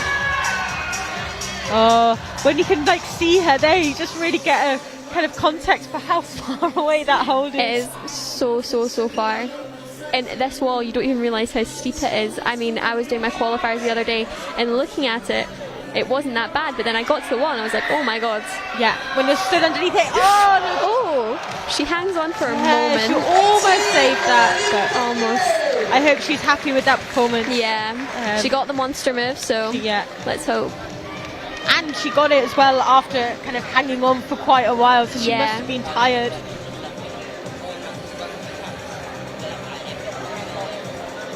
And you see there Willis sweeping in to congratulate her. It's really great how, you know, he comes down and gives each one of the athletes a little kind of congratulations and well done, and it just really shows how supportive this community is. 100%, and all the athletes are so close, and I mean, I couldn't ask for a better community in the climbing. Across all the countries they're super close as well. Yeah, definitely. And here in the UK you all train up in Glasgow? Yes, we train in Glasgow in the Glasgow Climbing Centre. We just opened a brand new cave, the Toolbox, which is super decked out. It is amazing. I think you can really see how much some of the athletes have improved. If someone had stumbled across this and is watching this and wants to get, you know, have a go, have their first try at dry tooling or ice climbing, would you have any sort of kind of recommendations? Just come on down. Come on down. Take an intro class. So you run there. They run intro classes. Yeah, 100%. They run intro classes down at the Toolbox. It's amazing. It really, I mean, all you have to do is take one intro class. Yeah. You pass, and then you're in. You can use all the access that are provided. If you're, you know, near Glasgow anytime or live in Glasgow and you want to give it a go, just head over to the Toolbox, book yourself onto an intro, and you can come and have a taste of what it is in both the sport and the community that keeps bringing all of you lot back. And it's always good to think one day you could be here on this final. Yeah. Just think about it. Just think you could be swinging off a little bit hype on a rope. 100%. Pauli's quite a tall athlete, so I don't think he'll have any trouble with maybe some of the undercut moves like this one. Another climber from Finland. Such a strong team. They are amazing. I love them. They're just such a funny team. Are they? They're all so friendly. Oh, that's it's brilliant. amazing. It's really nice, you know, when you have multiple good athletes from a country. It means then you have a nice team to travel around, because it's a lot of travel doing these competitions. 100%. They recently just had their Finnish championships in Finland, so they've had quite a packed season. So. And this is the final competition of the season. Yeah, it is crazy. I don't even want it to be over. Oh. It feels like it's only just been a week. Oh. I haven't even. Oh, are you looking forward to a break? I don't know. I've heard some people saying they are, but I'm just going to get right back on. Yeah. Brilliant. We love that. And, you know, you're only 15 years old. Yeah, only 15. And I just love it. I can't get tired of it. Oh, that's so refreshing, you know. Yeah, it's amazing. Young passion. Yeah. Meanwhile, Pauli is he's making it look pretty cruisy so far. Yeah, pretty calm. I don't know how fast he is on the scale of, is he going to get to that dyno at the top, or is he going to time out? Yeah. But he's a super strong athlete, so I am expecting him to get past this tricky section of the route. And we know that from our previous athletes, it's like we've already had some timeouts already, so we know how easy it is for that to happen, and they seem to be moving pretty quickly. Yeah, 100%. A nice view of how tiny that hold really is. Yeah, in comparison to his hand. And there we go, we found it. Some of the athletes have maybe aimed too high for this hold, and then a massive swing down. Yeah, you're right, this move is basically a move down. Yeah. You don't usually see down climbing in dry tooling competitions, but we've seen it more this season and last season, some down climbing. it's the way it kind of goes, like, you know, the trends in comps. You certainly kind of have a few seasons of seeing something and then it might go away for a while, but it does always tend to come back round. Yeah, 100%. He is cruising here. Here comes this monster move. Like, making it look easy. Yeah, getting those feet into like just super up. close and high. He gets that wrap in. Perfect. He's made quite a few finals this year in this season, so I'd consider him quite a guy. Goes up for this wrap and just pops out. Here he goes. This is one of those ICT holds that doesn't have any holds in the top, but it's got like 4 holds on the bottom, so tiny holds that they'll need to find with their... And kind of choose which one almost you want to use. Yeah, it's super hard as well going up from a Fig 4 into a wrap and a undercut for him to find the right hole that he wants, but all of them should be pretty identical, so it shouldn't make much of a difference. But super blind, you can't quite see where they are. And then he comes up for this Korean undercut, which is crazy shallow, so he'll have to set up for this just right and get that quick draw in above him. Or not. Ooh. Maybe he hasn't seen that it's extended. Often the route setters will extend quick draws so that you can tip it a bit easier.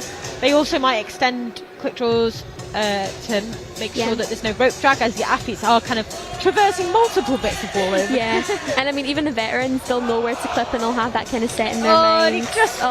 Big slip. You can see that left hand there just kind of like unweights as he moves up, but he's got a big smile on his face. He should be buzzing with that. Great way to end the season. Yeah.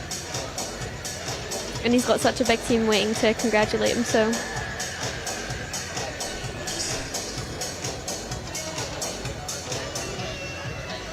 And no axes were left on the wall, which I'm sure the route setters are happy about. Not quite. Yeah, I saw one of the French athletes, Basile's axe, just got stuck in that hole in the barrel, which was not too fun. And then they dropped it, so hopefully his axe is okay. At least the ground is nice and soft here, not the concrete. No.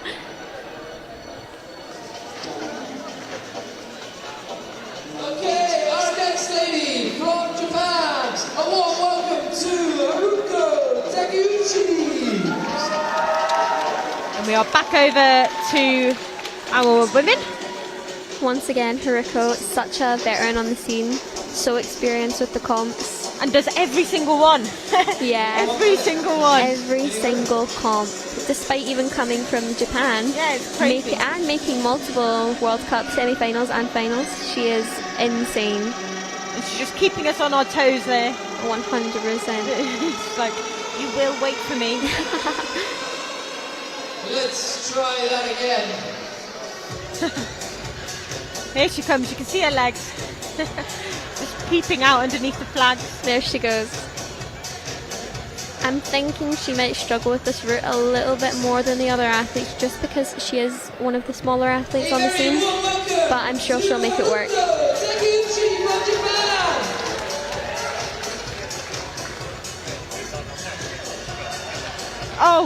Oh, she's forgotten her axes. No, she's forgotten something. I'm not sure. Helmet. I think it's her helmet. Maybe a bit too loose. Yeah. Or not on right. I don't think it was clipped up. Oh no. Oh, bless her. There she goes. I'm sure she was probably, maybe some of the stress. She was probably rushed. Probably thought she had a little bit longer, but she's ready to go now. There she goes. She's composing herself there. Yep. And off she goes straight away. A little bit of hesitation with this hold, not knowing whether to wrap or take it normal.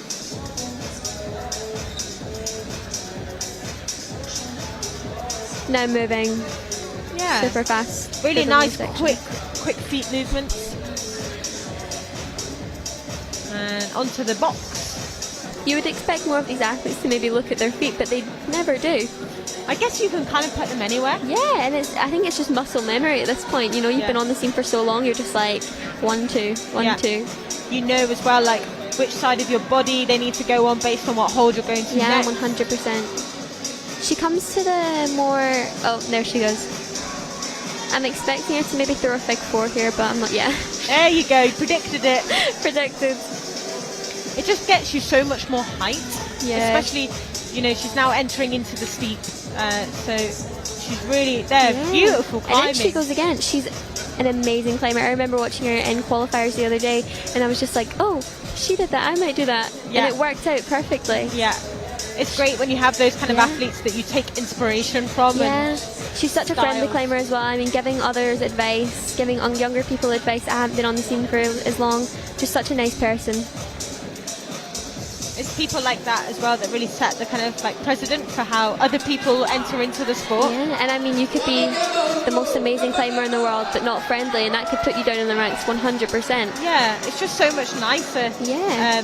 Why not be amazing and nice? And oh, she sticks that. She gets it. Oh, she just pops up and swings down. Oh. It is such a risky move. And she's looking at her axe, kind of like what happened. Yeah. That is so sad. She did sign it against the wall, which is a bit more of a kind of... It's hard when it's so shallow. Yeah, it's such a shallow hold. I mean, the Dennis have multiple type of holds. We've got some steep ones, and then we've got some shallow ones, which that is. So, checking on her picks there. Oh, she was on and she was committed and she was basically moving in the right direction. It just ripped out. Yeah. And that's really sad because I feel like we could have seen a lot more from her on the wall. She will get the point on that hold though, so that might put her up in the women's a bit because most of the athletes are just getting the control but not getting the full point. So.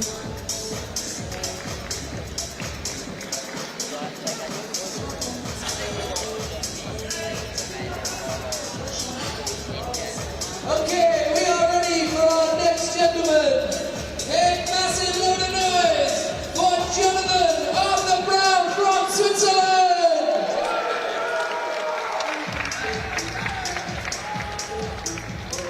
Jonathan is such a strong climber. And he's from Switzerland with North Walian family with a South African accent. Is that correct? Yes. So quite a global athlete, really.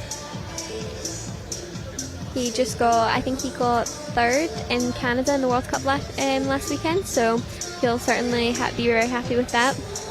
And he put in a great performance on the semi-final route. 100%. Did he top? Topping it, yeah. Amazing. Yeah. I think most people call him the fridge.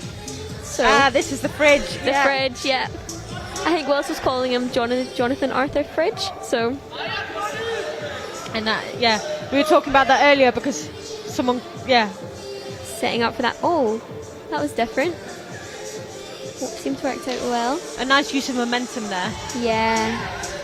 I think he is also a super strong rock climber, so he'll also have that behind him. And they've got a super big team here, so.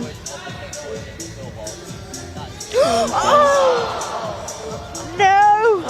Oh, he's going to be devastated with that. He will. And the crowd give him a cheer, but I think everyone can feel that. That is such a shame. His foot literally just popped, and it's so unpredictable. You never know what's going to happen. Waving to the crowd though. And Juana, the head judge, comes over and comforts him a bit, and then we've got Scott Deedy, one of the route setters here. Just checking, the officials are just checking to make sure that the hold wasn't damaged. Sometimes, obviously, when you're using sharp objects on holds, you can cause some damage. Yeah, and also those are granite, so they're probably more prone to breaking than the others.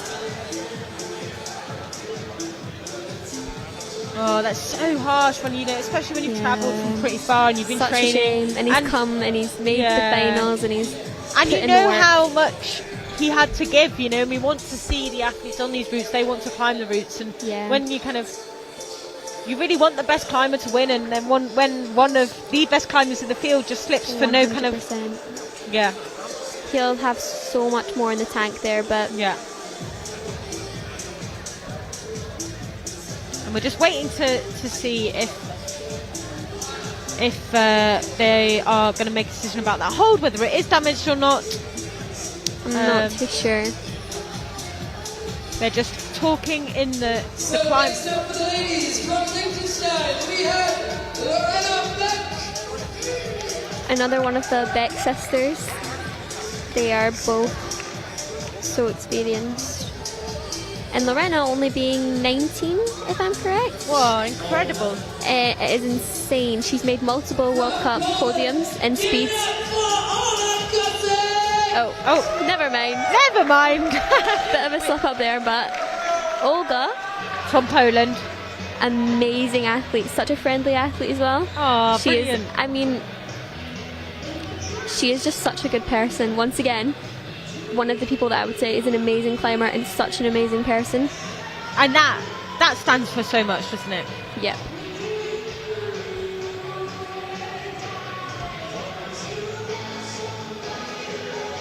I also love her helmet, the little panda on top. So cute. Yeah, it's really cute. I also like some people have kind of coordinated their axes and outfits. There's all sorts going on. It's great. She's got a massive team here today, so she'll have so many shouts behind her.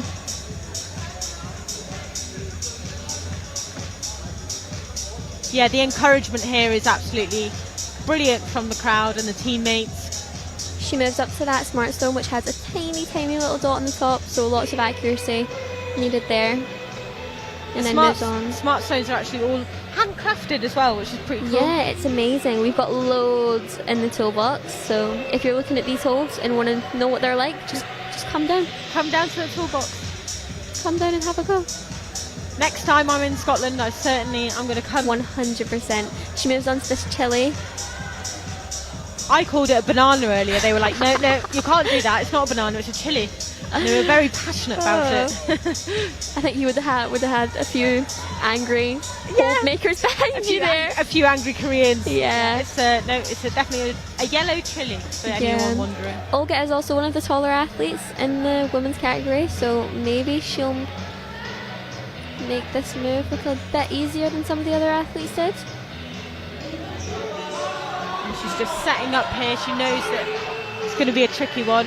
Yeah. Oh. Yeah, it's just that accuracy as well. Yeah, the only bit you can hold is so small. It's like kind of literally tiny triangle. Yeah, it's like the edge of your kind of fingernail almost. 100%. That's a great way to explain it, actually.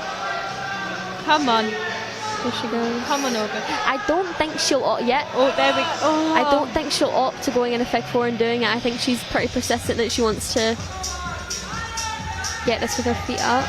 The margins are just so small. Here she goes. Taking a little bit of rest, because what you don't want to do is do a bit of overkill and keep going for it and then drop. Yeah, and knowing that actually if you just rest a tiny bit longer, your chances of getting it are higher. And I mean, the women have got hundreds of time just to get this move, so... Oh, she goes in the Fig 4. Super high there. Come on. No. She slips and she's... Oh. Leaving that axe behind her, but that was such a good climb from her. She's already made it to finals, so I'm sure she'll be... Yeah. Maybe not too happy with her performance, but happy overall with how this competition has went. For sure. And her axe is actually still dangling in above her. She's repping the Polish flag on the top of her axes as well.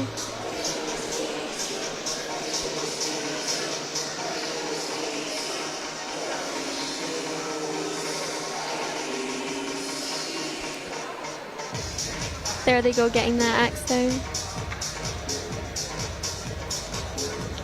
This is a pole that extends, and I've been very entertained by watching. They're quite experienced at it now. They've had to do it so much this week. Yeah. And like using it on top of a ladder, all sorts. Oh, 100%. It looks quite heavy as well. It's like curving at the bottom. Oh.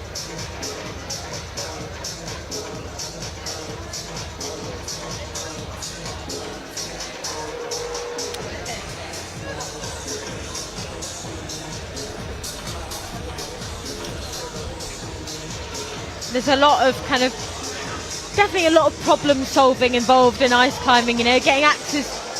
Oh, There look he at goes. that. Oh Beautiful. my god. Oh, will he bring it back down to... Just drops a wee off. bit of a drop, but not as bad as what Basile's axe has got. Yeah, people are used to spiky things flying all over the place. Yeah. Actually, we're lucky this week. I don't think anyone got injured by falling axes, so it's always good to hear. It's a good week when you... Yeah. I've had a few close calls as well of axes falling. Any punctures, any wounds? No, not yet. Oh, well, let's hope it stays So far, that way. I've caught them all, so... And we're still waiting to see if they're going to swap over the hold and see if Jonathan is going to climb again. It looks like they maybe made a decision. Luckily, the hold is basically at the floor, so it's not too hard for the route setters to swap it over. No, it's pretty low down, so they'll just get on that really quickly and then hopefully Yeah, go they into are. our The next route men. setters are swapping over one of the holds. Yeah. The hold that previously Jonathan just slipped off really low down. Yeah. It is a shame for Johnny, but he's a really experienced athlete, so he'll know that this is just one of... not his day.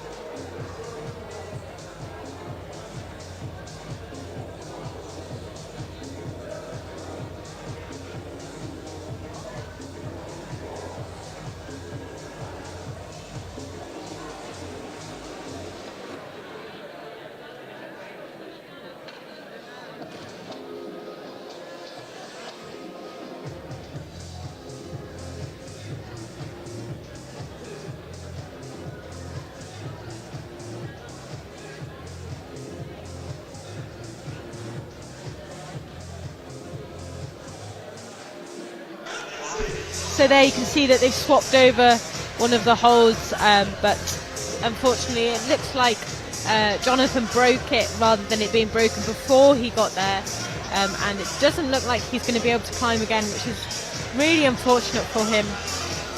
Yeah, it's a shame.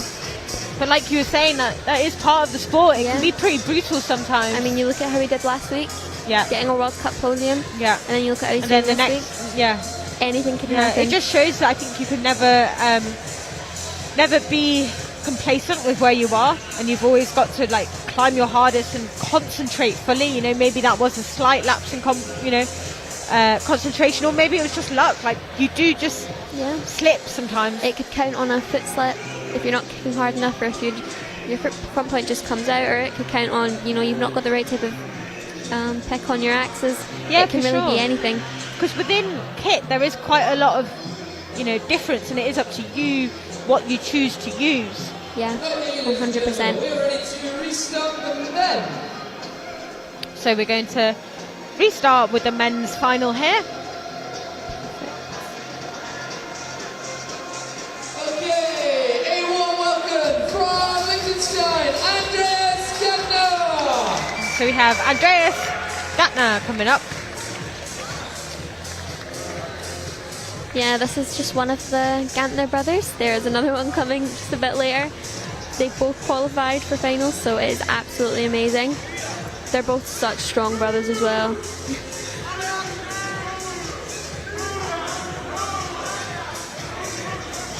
So qualified in second to first. he would have been one of the ones that got that dyno just in time. So, and hopefully he climbs nice and quick so we can see the dyno coming up on 100%. on this route. Really Milan be was great. probably the only one that got super close. Yeah. So, and it just shows that even though these athletes come out in reverse order, it doesn't necessarily mean that they're going to perform in that sequence. not at all. It really all is to play for. I mean, Milan just snuck in. Yeah. But you could tell his pace. He was moving really quickly. He's amazing. And it shows that, that slightly aggressive, 100%. approach actually. And he's actually pretty young, and he made finals in Canada the other weekend. So, no matter what place you come, you could still get to the top of that climb and make first. Yep. It all comes down to this moment right here. Yeah, and kind of to climb every climb and try and forget about your performance leading up to that. Yeah, 100%. And give it your all. And maybe sometimes often, it's easier to come in and do really well when you qualified a little bit lower down because you have slightly less pressure. 100%. I've heard a lot of athletes say that when they come 8th, you can only do better. Yeah, and you've got nothing to lose. 100%. And I mean, these athletes, we all know, they're absolutely amazing because they've made it all the way from qualifiers to semi-finals to finals.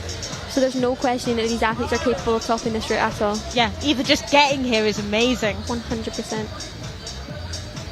He'll be enjoying this climb, I hope. All the routes this weekend have been so well set. Just finding that little Korean. Everyone seems to be overestimating how tall it is. Yeah. They're like looking up and then they expect the route setters to have hidden it.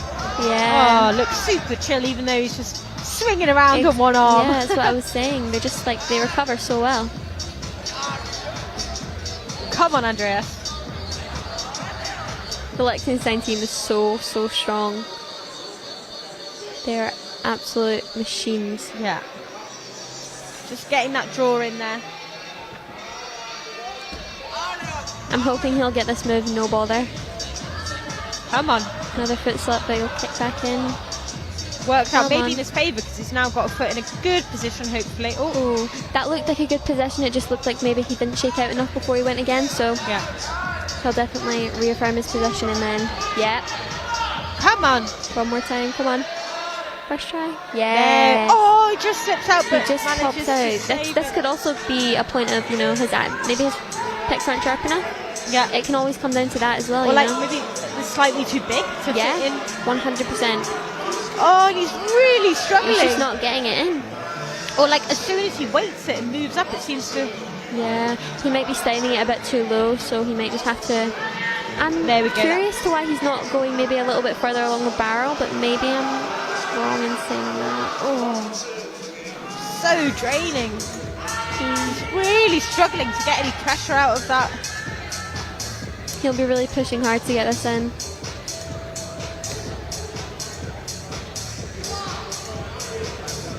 Come on, Andreas. It'd be hard as well to keep on top of it mentally and not let it rattle you too much. Yeah. Really rethinking this. Yeah, there he goes.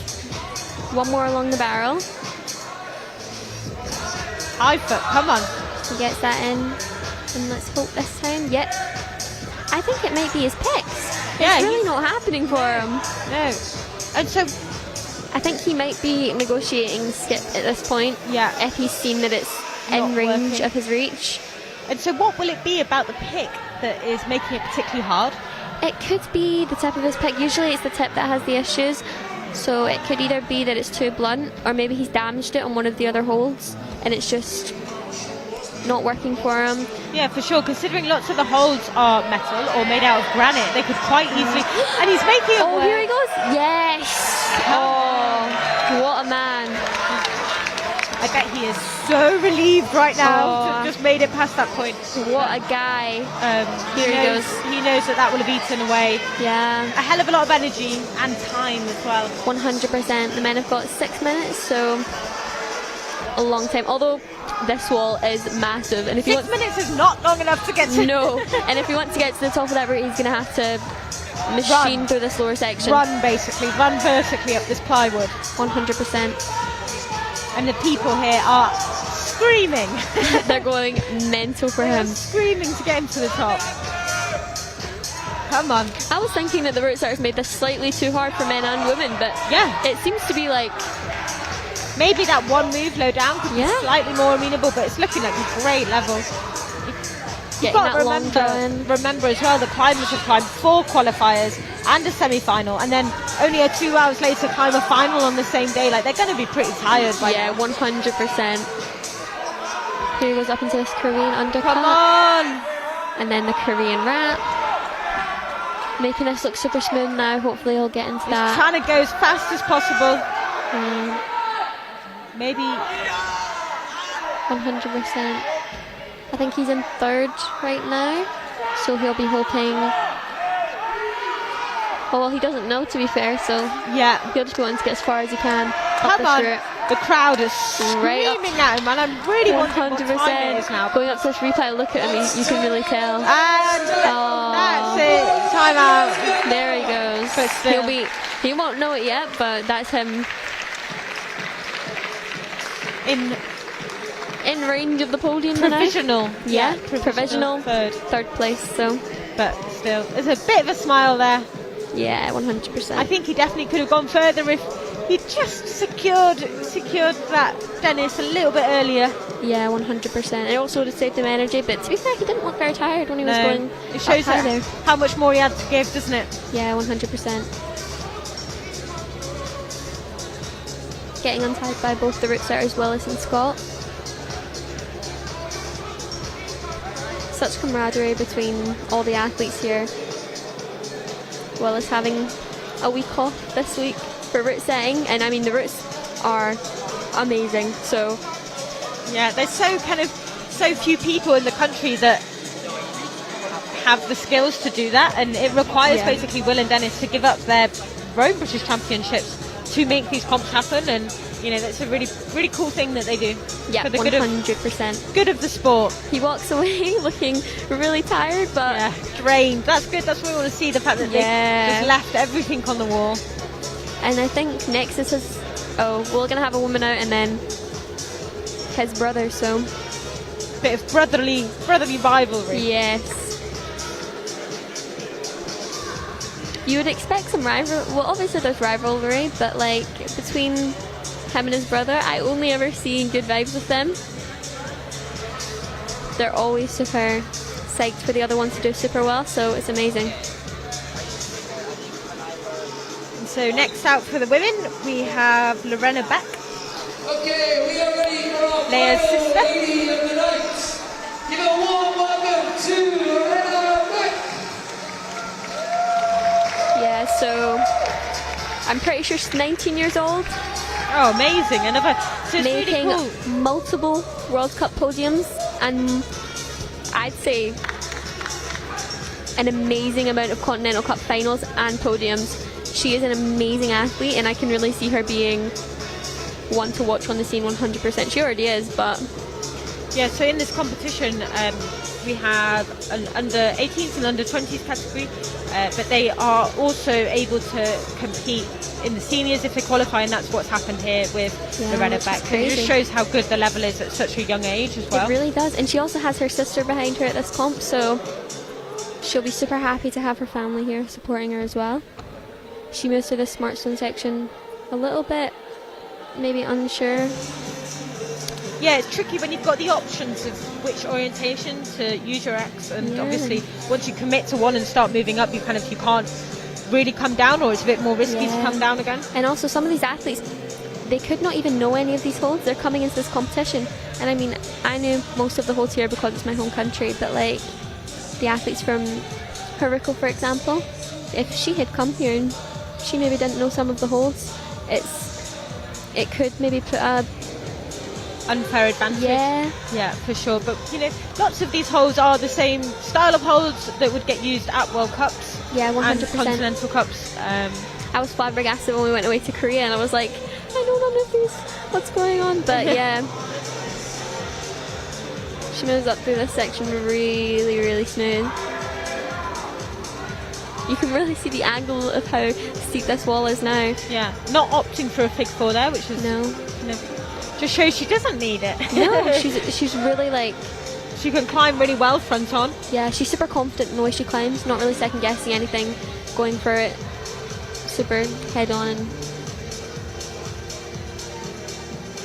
she'll know this is the last stretch and she'll want to get this in. Yeah.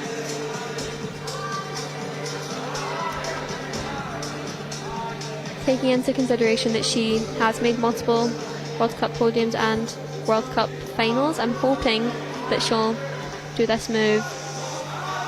Yeah, we want to see her getting high up. Yeah, want to see it first time. Yeah, and then I want to see that dyno.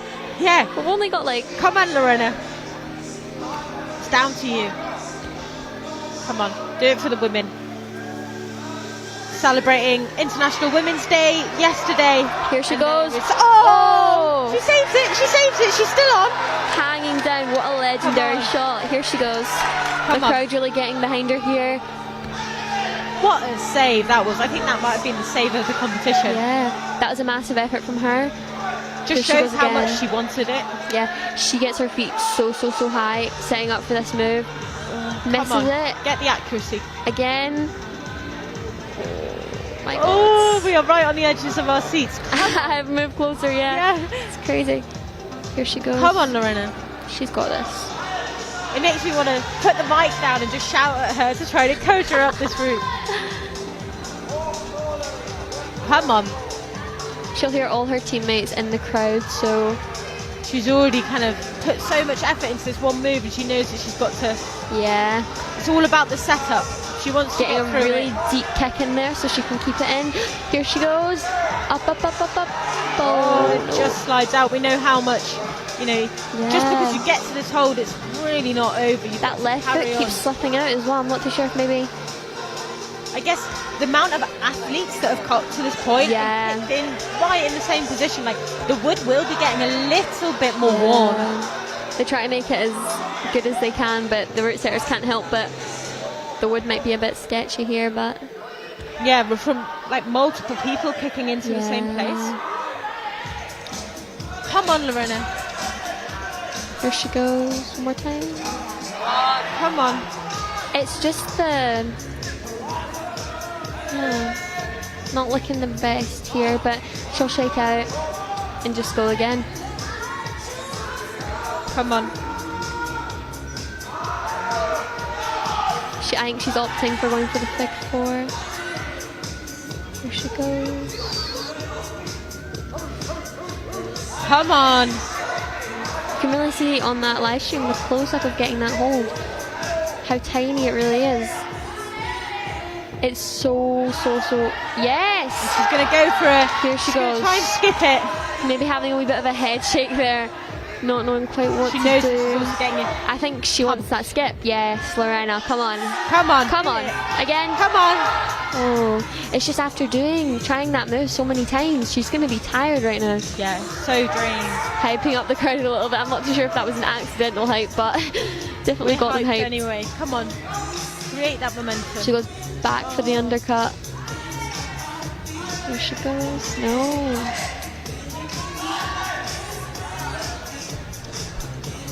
Come on, Lorena.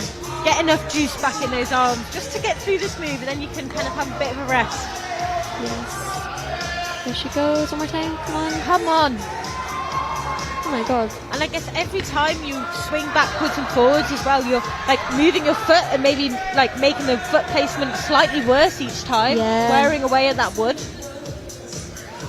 She'll hopefully get her, I'm going to call it a lucky kick in this wood. Where you really get it. Yeah, she needs to get it buried deep so she can...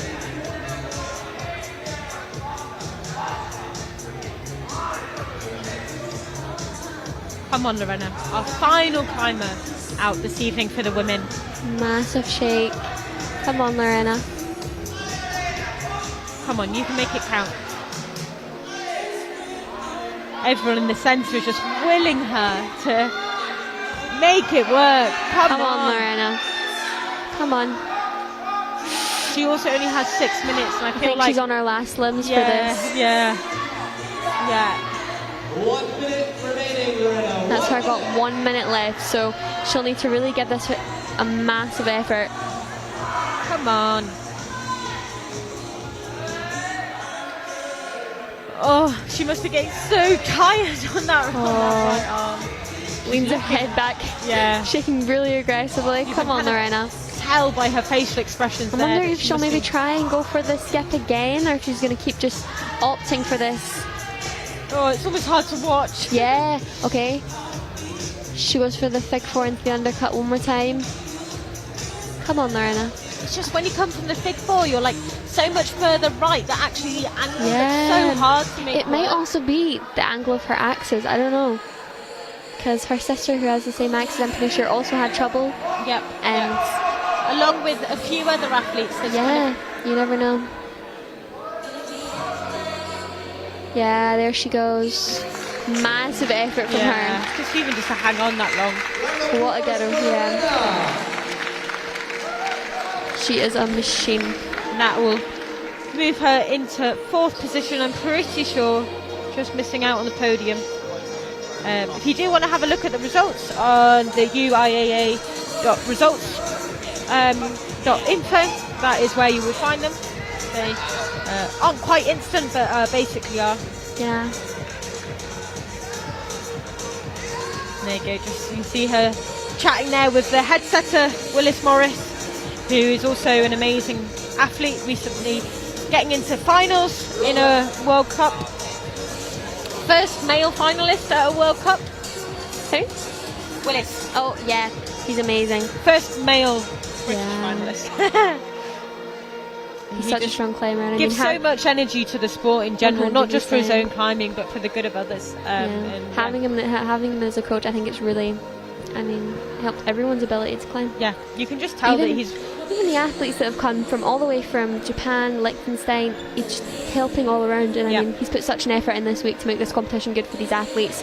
He knows it's their last competition. Yeah, and he really wants to make it worthwhile their travel as well. Exactly. I mean, Haruko, travelling all the way from Japan, all the other Sunderland. athletes. Yeah, exactly. So he'll really want to make this, hopefully, one of the best comps this season. So we will be moving on to our final male athlete of the evening.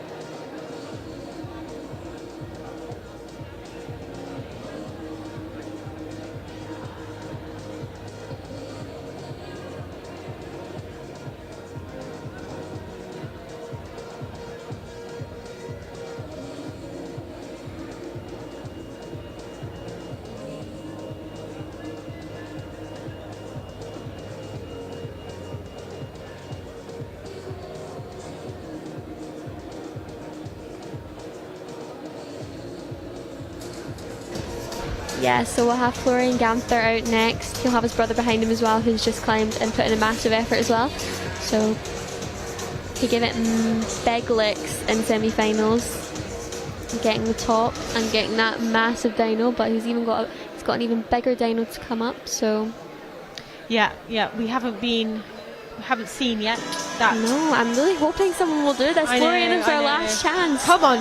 If he doesn't do this, I don't know what I'm going to do. Give the crowd what everyone wants. Exactly. And I mean, this dyno looks unbelievable. It's so far. It's so far. I keep looking up at it and I'm like, there's no Surely way. not. I know. Well, this is really making these athletes work hard for this podium, so. Yeah, that's what they want though. They want hard routes. Exactly.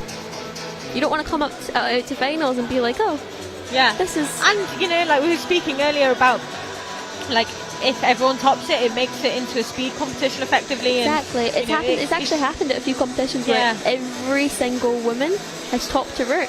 And it's all come down to time and qualifiers. Yeah. And there we go. Look, you can just see the results there.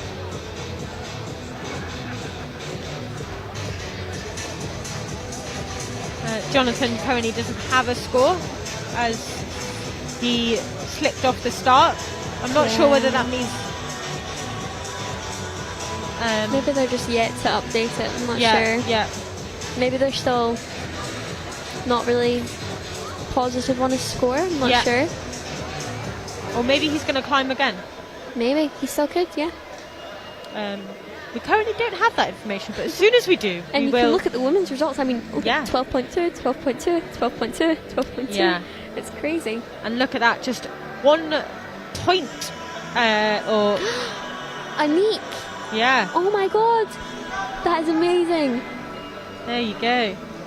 Oh my god. Just point of a point away from... That is crazy. And Ilona from France and then Haruko Takeuchi from Japan. So that is our podium right now. Yeah. Could still change if people put in appeals Yeah. or any sort of... We are just having a little break. I think You can see just behind where we're having the scores shown to us, Willis I think is heading up. Lorena's maybe putting a little bit of a complaint about this Dennis hold. Yeah. I think Willis is just... And just trying to get into position. These lifts they're stored off to the side of the wall, but you know he has to go get into position, and No, there he goes. Nope. Hold is all okay. he's giving the okay. So yeah, it is tricky when kind of everyone's got axes. They could cause some damage to holds, but it could also just be that the move's really hard, which it obviously. It obviously is. We've seen so many people struggle on that move, both men and women. Yeah. Lots of strong climbers find it really tricky. 100%. Okay, we are ready to go with our next man. Okay, really rooting for Florian now. Really hoping he gets We us are in. going to bring out next Florian Gantner from Liechtenstein. Let's have a massive round of applause. It's crazy. Liechtenstein has 4 athletes in the finals. They're such a big team. We've got Lea Beck, Lorena Beck, Florian Gantner, and Andreas Gantner.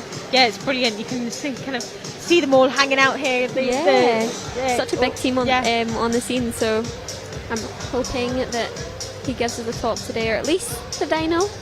I've been told they're a cool team as well. They're so cool. Yeah. Sometimes I'm a wee bit intimidated by them, but then I'm like, they're just such good climbers.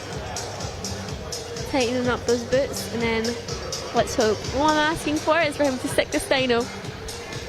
That's all I need.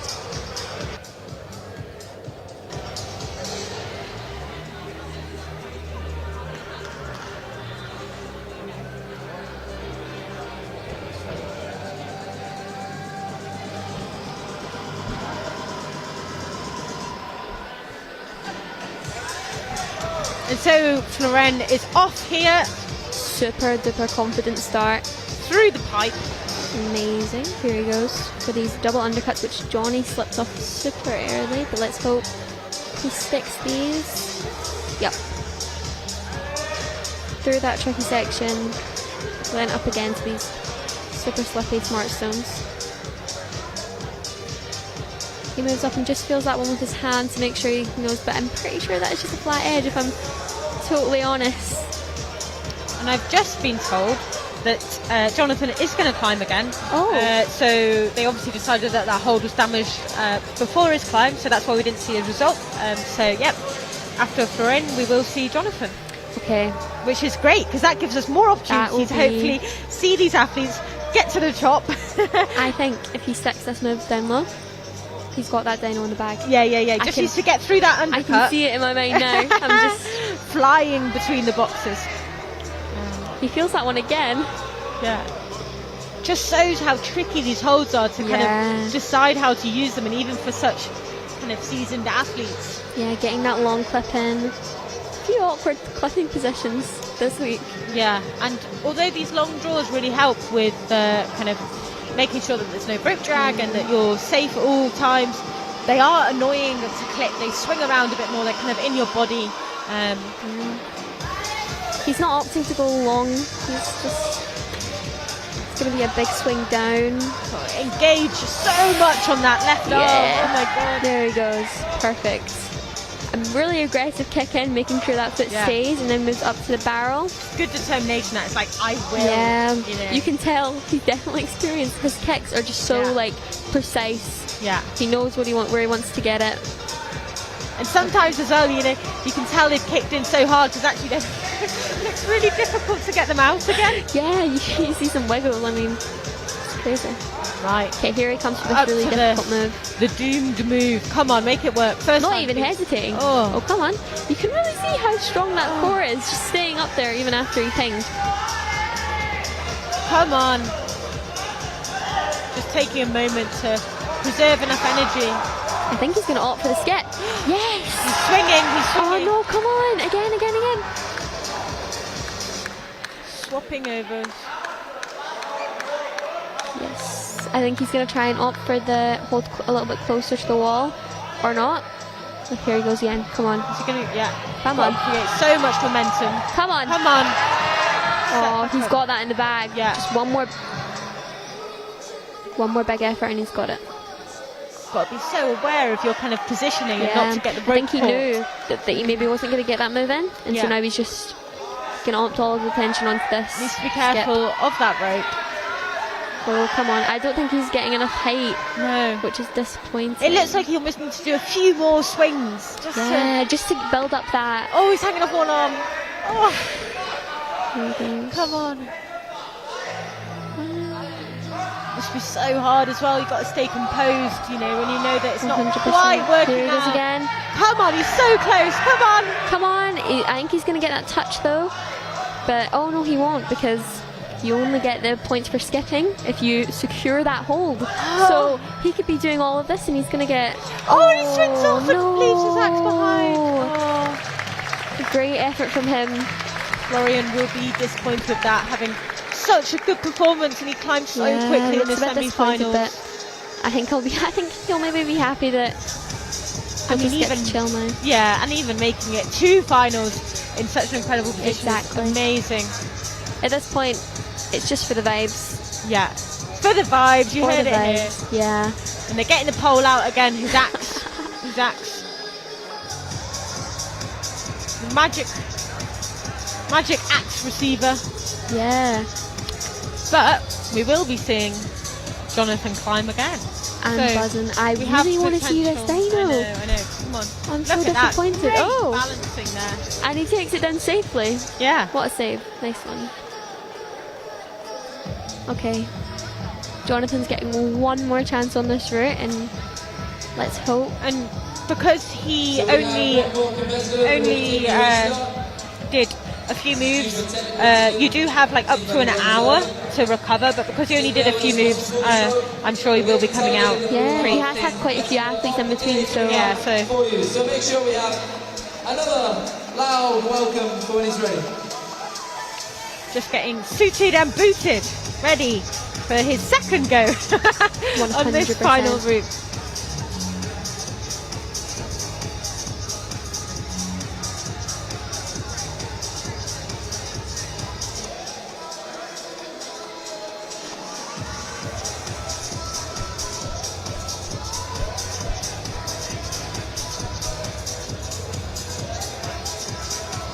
This centre is in somewhat being fairly cruel. I can smell the smell of pizza wafting up. oh, it is amazing. I think I've had 2 this weekend. It's not Brilliant. It's a terrible thing for me to do, but No. the pizza is amazing. You've been climbing hard. You deserve that pizza. Yeah. From Switzerland, Jonathan Arthur Brown.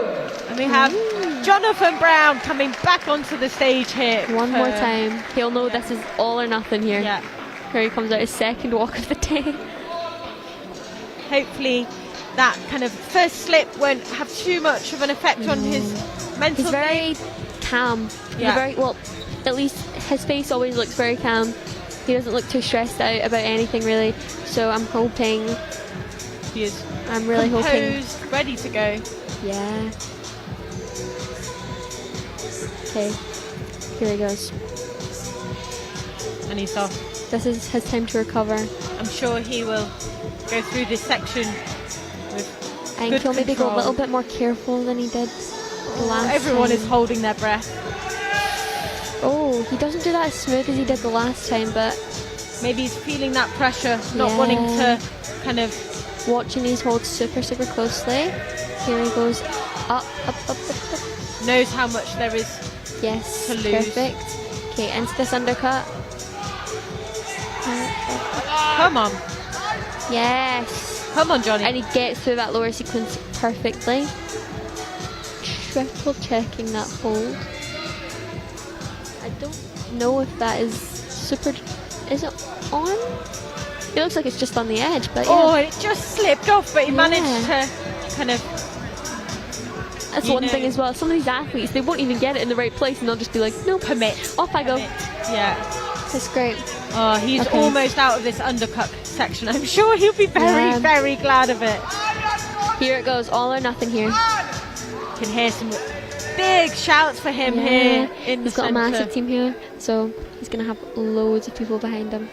Look at that lock off. He's just showing off now. This is why they call him the fridge. The fridge. The fridge. Yeah, so I can see it now. I get it. I get it. Come on, fridge. I didn't get it at first, and then I seen him climbing. I was like, Oh, okay, yeah. I get it now. He is just a powerhouse. I mean, all the Swiss are a powerhouse, but Johnny Brown is just like, when I watch him climb, I'm like, oh my god. He's just feeling So very smooth. good tactics there, just using his hand to feel where that hold is. Because when you're reading the route down really down low, you're not going to be able to see that. Yeah. He's got to control this tricky swing here. Yeah. And that is a slippy hold. Oh, he did that really, really smooth. Yeah. So much tension there. You can just see kind of Okay, here he moving goes. through this section. Not super fast, but I think it's more important in this to like not make any mistakes, climb nice and securely. Yeah, and I think he'll know maybe that after this move, he's going to get to move super, super fast up into that last hold. Hopefully, I'm crossing my fingers. Now let's see this move. Oh my god. He's moving through it. Come on. Come on. Come on, come on, come on. Oh, what a I think everyone in the building has just sighed a collective sigh. He knows. This is it. Come on. Come on, Johnny. He's going to know by those cheers that this is it. Come on. Now he just needs to try and climb as fast as possible. Can hear all the Swiss going. Yeah. Ali, Ali, Ali. Ali, come on. One more time. He doesn't even... Come on, Johnny. Perfect. Oh my god. Choosing to... I think we're going to see a top. I don't want to jinx it, but knock on wood. Come on. Come on, Johnny. Double clip here. Smart. Yeah. Come on. I don't know why, I was kind of expecting someone to even skip here, but it's a lot different viewing the routes down here as it is when you're up there. Trying to make, because you've got to clip all the clips, you'll not want to miss a chance to get that roping. Come on. Great climbing here from Johnny. He's looking to see if there's another hold. Okay. Hopefully he's doing okay for time. Opting for the big four right here. Yes. Come on. I think we're going to see the dyno. Regardless, I think he's going to jump. I think regardless of the time. Last climber of the day. Yeah. I think they might just let him do it. Come on. Willis is going to want to get it one. Oh my god. Willis is going to get to see a top. Stabbing into that volume. So. Come on, Johnny. Those volumes aren't easy to kick either. No. They're full of resin. Surface of them so hard. Come on, Johnny. Come on, Johnny. Great climbing here from him. Yeah. I'm not sure how much time he has left. Moving up towards that high point. Yes. Come on. Here he goes. Right out to this barrel. Is he going to swing or is he going to get the fig 9 in? He's really having to kick so hard to get into that volume. But it's quite a smart move because it just ekes you a little bit closer to that barrel. He's going to have to keep those feet in. Come on. And then I think he'll cut loose here probably. Look at that. Just and get that fig 9 moment. I can barely hear from all the cheers. The crowd is behind this man. Come on, Johnny. Oh my god. Everyone there. What a guy. Wow, and look at that. He's just getting those front points in those little holes in the barrel, which is allowed. He's so precise to do that. Yeah, 100%. Oh my god. If you see this jump. Come on. Everyone here in the room is just willing him up the wall. Hopefully he has enough time to make it happen. I really hope so. Come on, Johnny. Oh, I thought you was... Come on. Come on, Johnny! Come on. What a guy, man. Come on. Oh, come on. I'm trying so hard not to scream into the mic. I'm just going for it. Getting that undercut. Oh my god, come on. Come on. Come on. Come on. I'm stressing. Keep climbing, Johnny. We want to see you keep climbing. He's been told to keep climbing. We want to see just what happens. Johnny's time has finished, but keep climbing, Johnny. Oh my God. So Come on, Johnny. he's been told that his time has finished, but we was expecting want to see him. Oh my God. Please fix your rope and make the mandatory quick draw. He's sitting down. There he goes, fixing that rope. So Getting those feet really low down, making sure to kick super hard, and then swinging that mandatory clip right over. needs to get that rope in. All he needs to do is get that rope in, and officially then... he has stopped climbing in terms of. Oh, I'm holding my breath here. Oh, he needs to. Can he reach and get it in? Oh my God. Only just. Oh, my eyes were basically. I was like, oh my God. Come on, Johnny. Come on, Johnny. What a moment here. We want to see this. Come on. He has got this. Come on. Oh, Yes!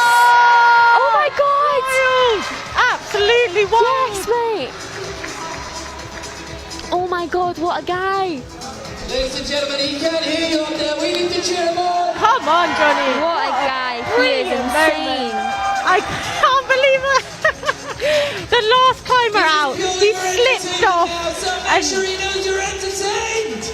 Come on, Johnny. He's no longer scoring any points, but he's doing it because. Come on, Johnny. Come on, Johnny. What a wad, man. What a wad. Yes, What a wad. That's the only way to sum it It's the up. only way to sum it up. Come on. The fridge. Come on. Oh my God. Come on. That was amazing. Come on, Johnny. See you.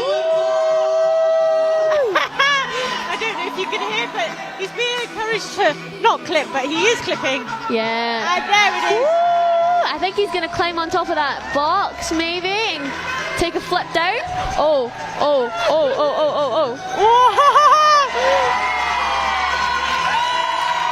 A wild moment there for Johnny Brown. Look at that. Come on, Johnny! What a moment. Do the flip! But yeah, he's pulling so much slack. Oh my God. Here we go, Johnny. This man is crazy. Do not encourage this at home. Woo! Yeah, don't do this at home. Look at that. Wild scenes here in Sunderland. Thank you so much for watching. But Look at him. Oh my God. what an incredible. Still looking so content and just super calm. That is And probably crazy. a little bit tired. That is so 23 metres of climbing. Oh my He's already God. climbed it once and had to. Podium set up and get these athletes. What What an experience. Now, we're just going to get the podiums together and you will see our winners be crowned. Thank you so much for watching. I hope that the commentary was satisfactory. I hope I didn't Tabitha, make you thank deaf. Yeah, I know. But what a show. Oh And my God. The athletes climbed so well. Thank you to the athletes. Thank you to the sponsors.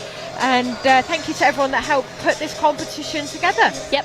Thank you so much for having me. Oh, thank you. Goodbye. Goodbye.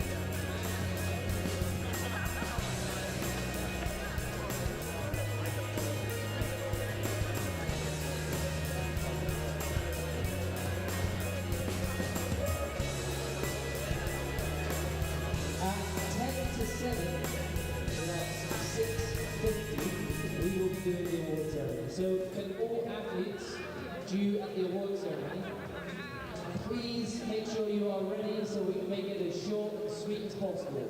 So athletes that are on the podium for the Continental Cup here in Sunderland, the Continental Cup overall, the youth categories of those, and the British Ice Climbing Championships, Senior, U20, U18, U16. Can you please make sure you are ready to go onto the podium?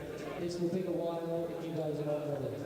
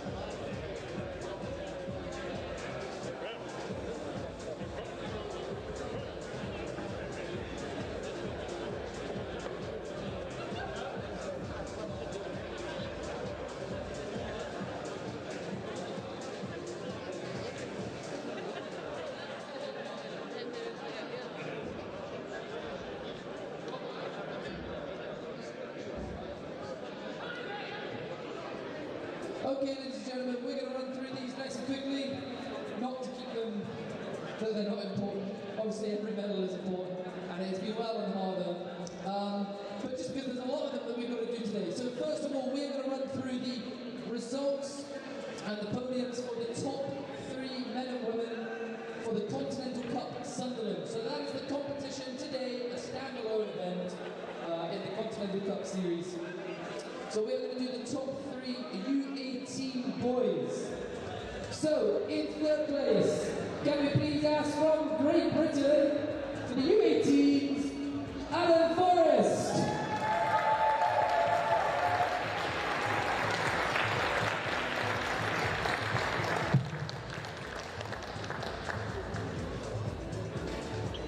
And can I welcome to the podium in 2nd place, Neo Suo from Finland.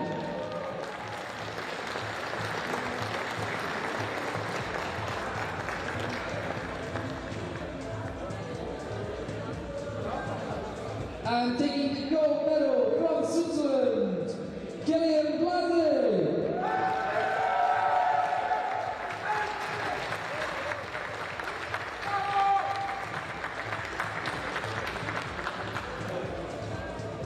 Your Continental Cup U18 lead final podium.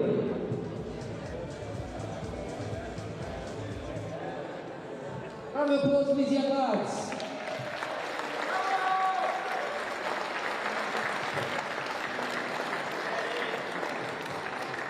Steady, stop here, now.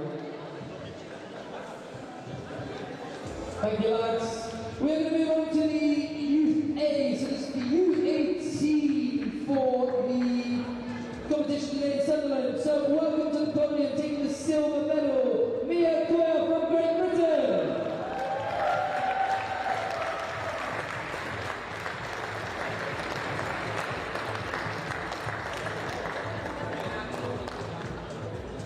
And taking the gold medal, Tabitha O'Carroll, also from Great Britain.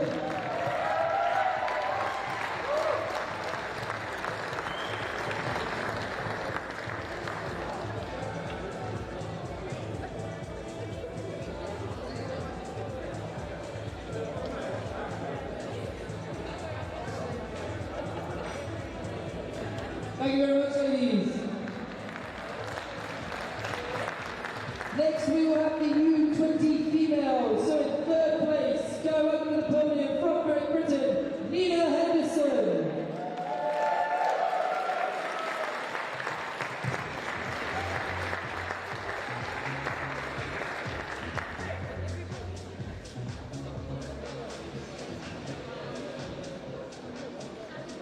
And taking the silver medal from the Netherlands, Jaden Jung.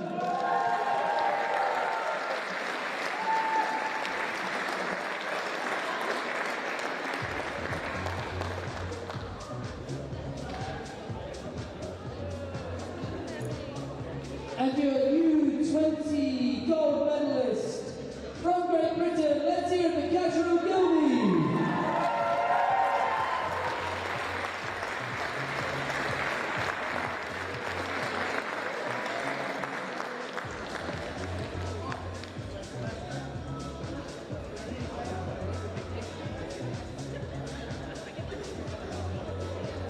Your U20 female podium.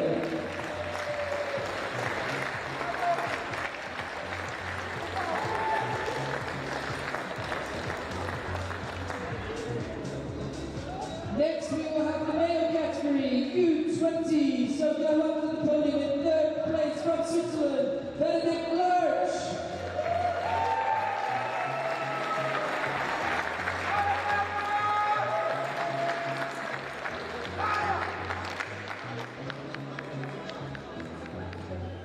Taking the silver medal from Great Britain, Clark Noon.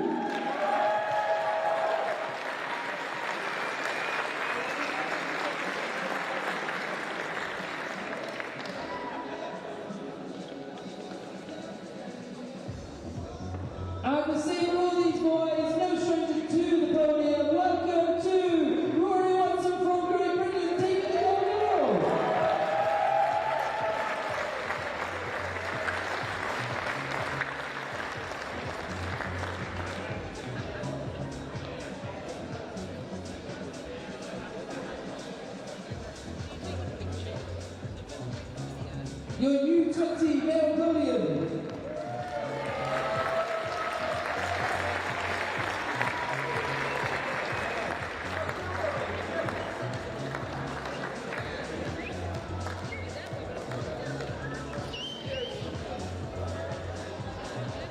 Next, we will run the women's league final results with the podium for today in Sunderland. So can I welcome the ladies? Firstly, in third place, Haruko Takeuchi from Japan.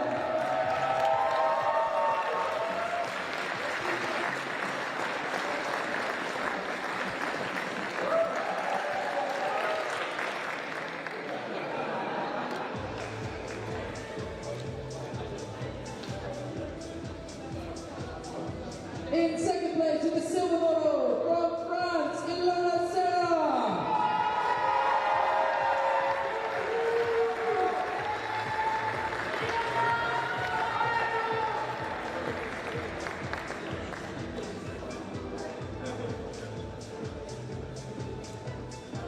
And your gold medalist today in Sunderland, give it up for Annick Teepe from the Netherlands.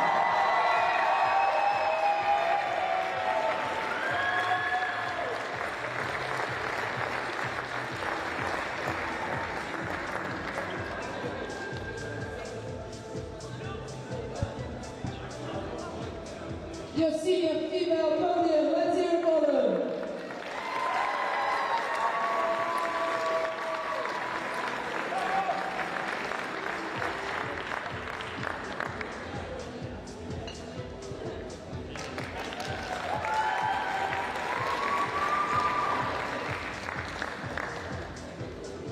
Next up, our male podium for the overall today in Sunderland. Welcome to the podium in third place, Basile Fetet from France.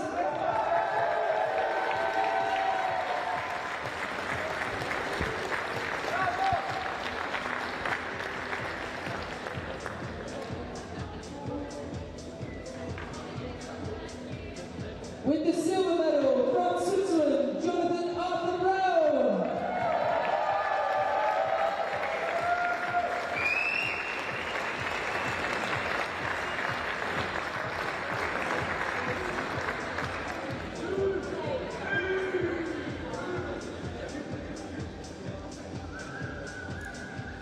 And with the gold medal, your men's number one place goes to Team France with Milan Pellissier.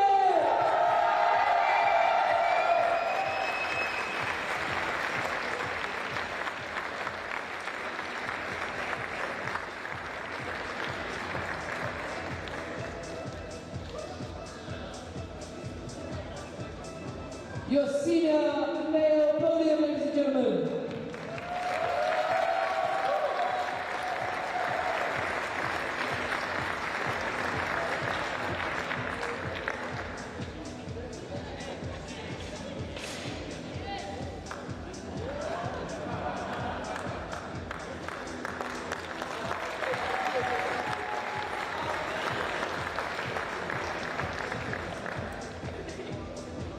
Let me take a selfie.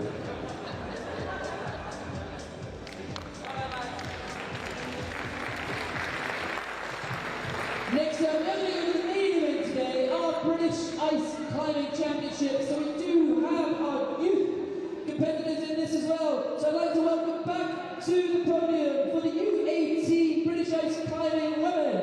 In second place, welcome back to the podium, Lea Beck.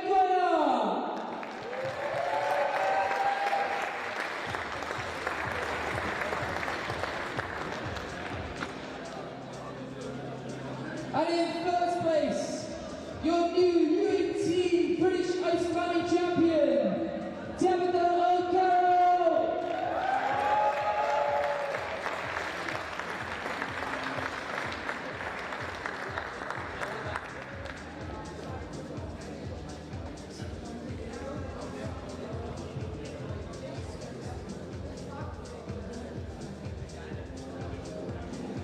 Is this a new thing?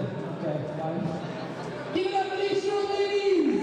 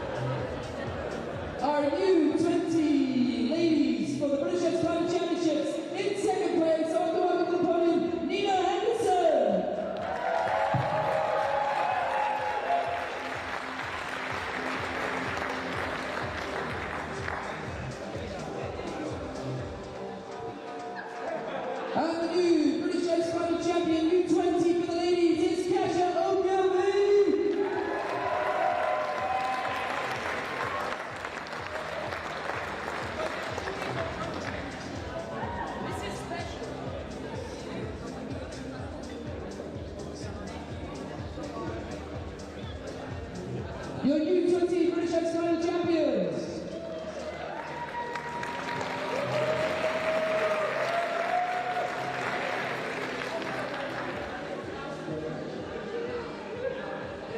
Next up we have the U20 men for the British Championships. In second place, I'd like to welcome the podium again, Clark Noon.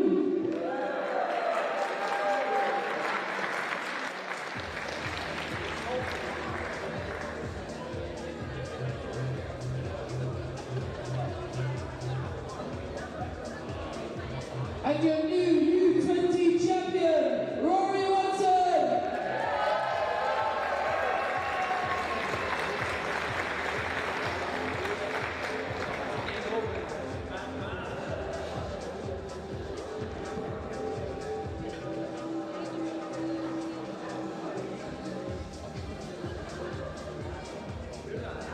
Round of applause for these two young lads.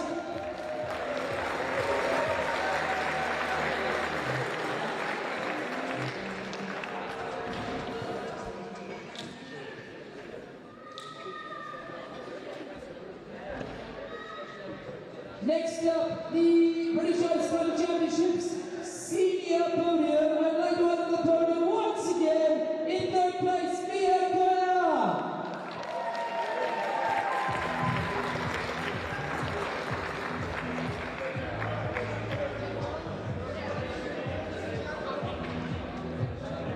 In second place, Tabitha O'Carroll.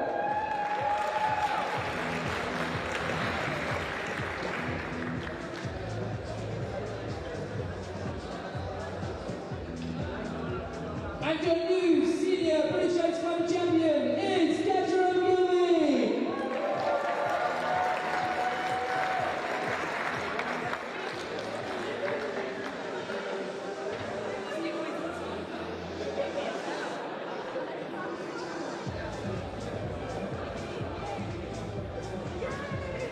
Your new senior champions.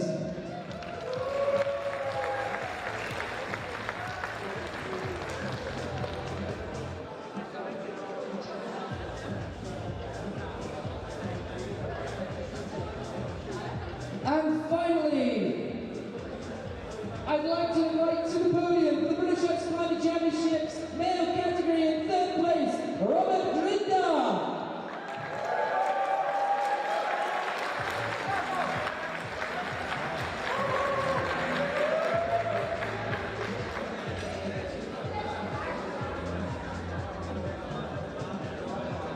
In second place, Rory Watson.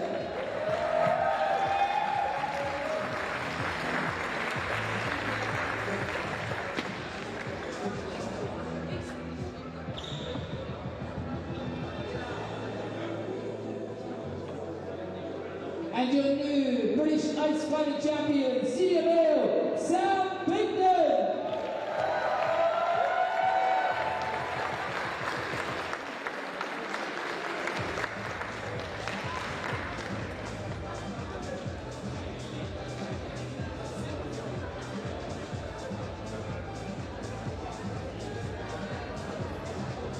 You see the podium.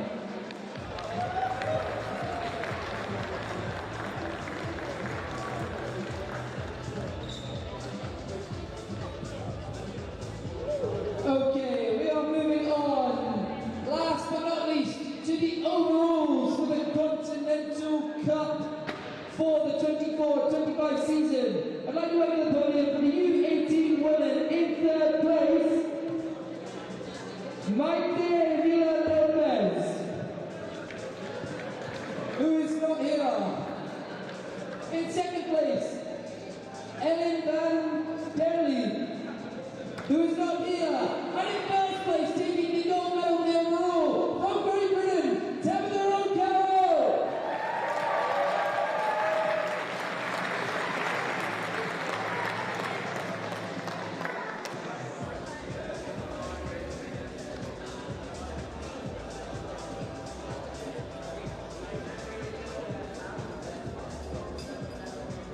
To the U18 men overall 24-25 season, in third place, Kasha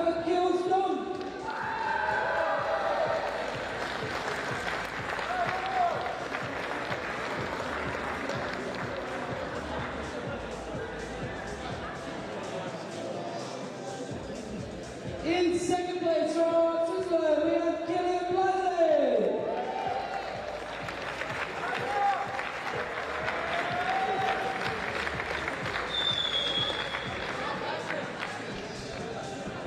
And collecting the medal on his behalf, we have Patrick, the coach of Switzerland, collecting for Lars Eric.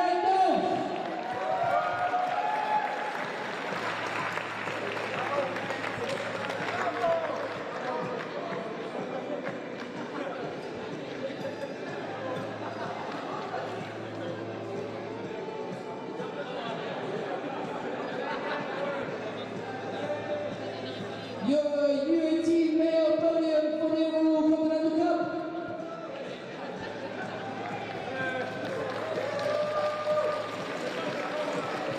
In the U20 category, I welcome to the podium in third place, Maria Santos Gonzalez from Spain.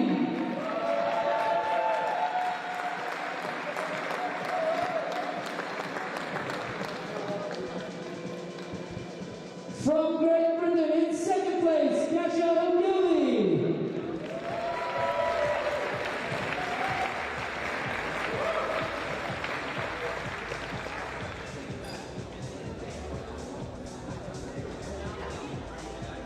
And your U20 overall female first place is Jaden John.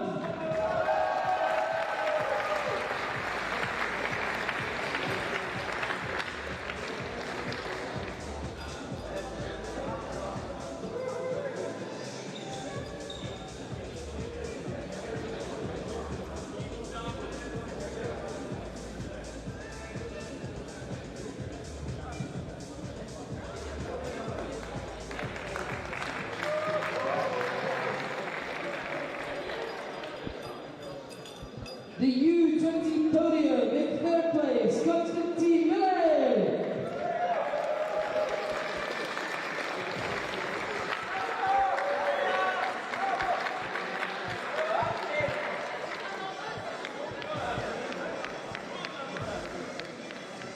In second place, U20, Rory Watson from Great Britain.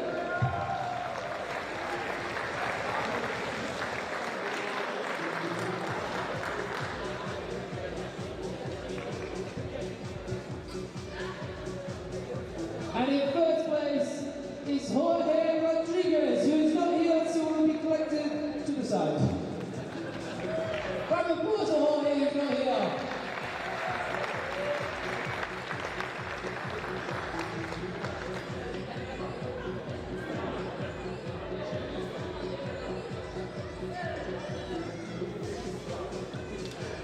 Our female overall Continental Cup season 24-25 in third place, Ilona Serrar.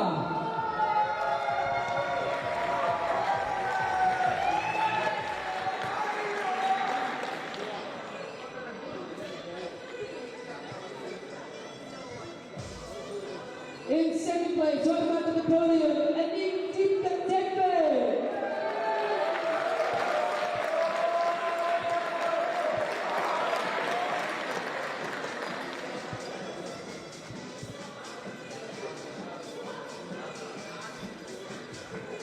And your overall Continental Cup female winner, Haruko Takeuchi.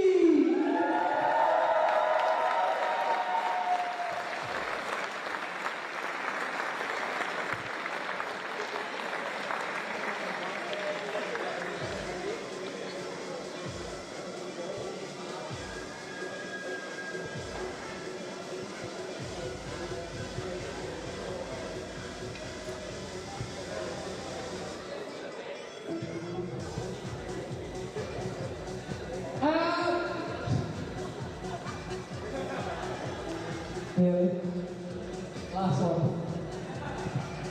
And finally, your male overall Continental Cup podium. In third place, Jan Mondzelewski.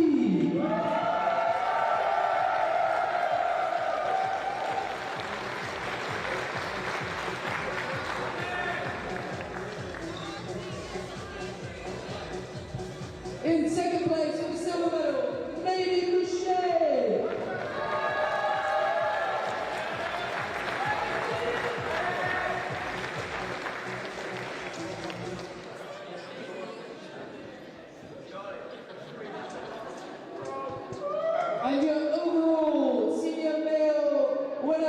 24-25 Continental Cup is Jonathan Arthur Brown from Sunderland.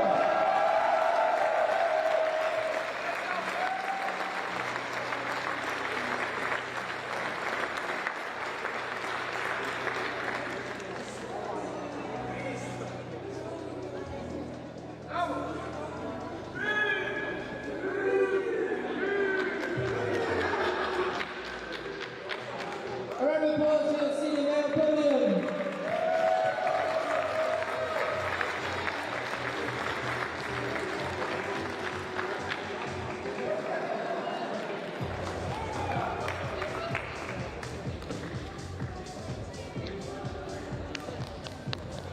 Right, before everybody goes, last bit.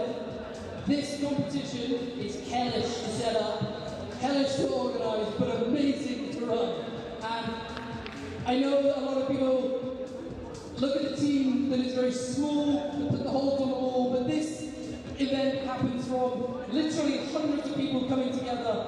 Not only the athletes, not only the crowd, but the volunteers, all the route setters, all the people that turn up to judge, to do everything they can. So I want to say thank you so much for coming. Thank you for making this possible, and I hope you guys come back in another year when we run it again. Thank you once again for Sunderland.